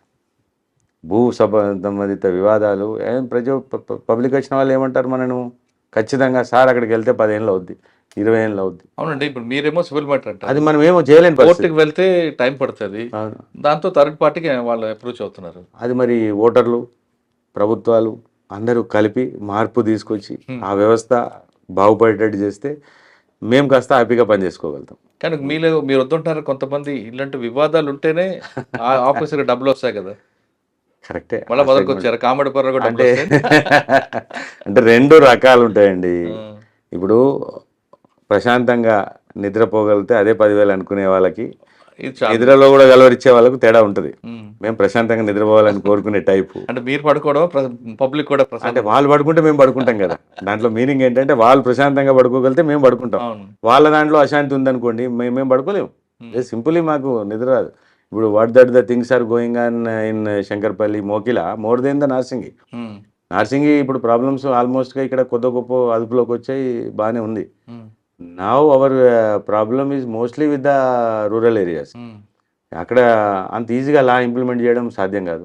ఇప్పుడు చిన్న యాక్సిడెంట్ అయింది అనుకోండి, యాక్సిడెంట్లో రికవరీ ట్రిబ్యునల్స్ ఉంటాయనేమో, లేకపోతే కోర్టుకు పోయి కంపెన్సేషన్ వస్తుందనో ప్రజలు పాలకులు ఎవరు అనట్లేదు. వెంటనే శవాన్ని తీసుకొచ్చి రోడ్డు మీద పెడతారు, ధర్నా అంటారు. వెంటనే అప్పటికప్పటికే అది తేల్చేయాలి. వాడిగా 10 లక్షలు 20 లక్షలు వాడిని అడుగుతారు, ఆ గోలా గాయ గతరంతా చేస్తారు. దాని మీద ఇమీడియట్గా అప్పటికల్లా సాయంత్రం కల్లా క్లోజ్ కావాలి. ఇన్స్టెంట్ జస్టిస్ కావాలి. ఇన్స్టెంట్ జస్టిస్ అనే టెండెన్సీ ఇంకా రూరల్ ఏరియాస్లో చాలా పెద్దగా ఉంది. ఇప్పుడు మాకు చాలా మా ఏరియాలో రూరల్ ఏరియాస్ పోతే యాక్సిడెంట్ అయిందంటే ఇదే ప్రాబ్లం. యాక్సిడెంట్ అయిందంటే శవాన్ని రోడ్డు మీద పెట్టాలి, వెంటనే దాన్ని సెటిల్ చేసుకోవాలి. ఈ తత్వం ఉంటే దీనికి ఏదో ఆల్టర్నేటివ్ చేసే డ్యూటీ మీద కాదు కదా. కాదు, ఆ దరిద్రానికి మేము నెత్తి మీద ఎత్తుకోవాల్సి వస్తుంది కదా.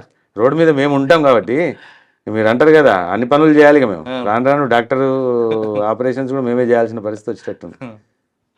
ఇప్పుడు సార్ అన్నారు ఒకసారి, ఏకే మహంతి సార్ అన్నారు, రోడ్డు మీద మా వాళ్ళు ట్రాఫిక్ వాళ్ళు మట్టేస్తూ రోడ్లు చేస్తుంటారు, ఆటలు ఆడిచ్చేస్తుంటారు, గేమ్స్ కండక్ట్ చేస్తారు. ఇవన్నీ మా పని కాదని చెప్పారు. మా పని మాకు పోలీసింగ్ చాలా ఉంది ఇక్కడ, మేము చేసుకోవాల్సిన పని చాలా ఉంది. అది రెవెన్యూ డిపార్ట్మెంట్ వాళ్ళది కదా, మాది కాదంటే sports department, revenue department, R&B department, electricity department అన్నీ ఉన్నాయి కానీ అన్నిటికంటే ఎక్కువ అన్నీ మేమే నెత్తి మీద వేసుకొని చేయట్లేదు. సర్వాంతర్యామిలో అయ్యాము. ఇక మా వాళ్ళకి నెక్స్ట్ కొంత ఆపరేషన్లు కూడా అన్నీ నేర్పించేస్తారు, అది కూడా చేసేస్తారేమో. సార్ ఫైనల్గా చెప్పండి, ఈ డిపార్ట్మెంట్లోకి రావాలనుకునే వాళ్ళకి మీరు ఇచ్చే మెసేజ్ ఏంటి? ట్రూలీ స్పీకింగ్ చాలా టఫ్ జాబ్. ఇప్పుడున్న జనరేషన్కి ఉన్న జీతంతో పనిచేయాల్సిన పరిస్థితులు ఉంటాయి కాబట్టి బెటర్ ఆప్షన్స్, ఎందుకంటే రూరల్ ట్రాన్స్ఫర్స్ అవి అన్నీ కూడా ఉంటాయి కాబట్టి బెటర్ ఆప్షన్స్ వాళ్ళకి చాలా ఉన్నాయి. కానీ అలా అని చెప్పి ఈ ఆప్షన్ ఎవరు ఎంచుకుంటారు అని అనుకుంటే రూరల్ బ్యాక్గ్రౌండ్ ఉన్న రూరల్ ఫోకే ఈ జాబ్స్కి వస్తారు. డిగ్నిఫైడ్ జాబే మనం చేసుకున్నంత. ఎప్పుడైతే నేను చెప్పాను చూడండి, when we are right we are strong, when we are wrong we are weak. This the simple principle to the all the staff. మన ఉద్యోగం మనం చేసుకున్నన్ని రోజులు, యాజ్ పర్ ది లా పనిచేసినన్ని రోజులు, అంటే CRPC whatever the BNSS, ఎవరికి భయపడాల్సిన అవసరం లేదు. మన ఉద్యోగం మనం మంచిగా గల్ల ఎగరేసుకుని చేసిపోవచ్చు. ఎప్పుడైతే మనం కక్కుర్తి పడతామో, ఎక్కడైతే మనం తప్పు చేస్తామో దాన్ని మనం ఆపాదించుకొని మిగతా వాళ్ళ మీద ఏడవడం వేస్ట్. కాబట్టి నీతి నిజాయితీగా మనము సబ్జెక్ట్ ఉండి మన పని మనం చేసుకున్నన్ని రోజు హ్యాపీయెస్ట్ జాబు చెయ్యొచ్చు. ఈ మధ్య ఈవెన్ ఆఫీసర్స్ రికగ్నిషన్ కూడా బాగానే ఉంది, శాలరీస్ కూడా బాగానే ఉన్నాయి. జాబ్కి రావడానికి అంటే వెనకకి తగ్గి వేరే మిగతా వాటికంటే కొద్దిగా ప్రైడ్ ఉన్న జాబ్, సాటిస్ఫాక్టరీ జాబే. కాబట్టి యూత్ పర్టికులర్ ఇప్పుడు వచ్చేవాళ్ళు కూడా చాలామంది అంత ఎడ్యుకేటెడ్, హైలీ ఎడ్యుకేటెడ్ వస్తున్నారు. కొద్దిగా quality and character is most and most important. Character ఉంటే అన్నీ ఉంటాయి, క్యారెక్టర్ ఉంటే అన్నీ ఉంటాయి. కాబట్టి ఆ క్యారెక్టర్ని దృష్టిలో పెట్టుకొని వస్తే జాబ్ సాటిస్ఫాక్టరీ ఉంటుంది.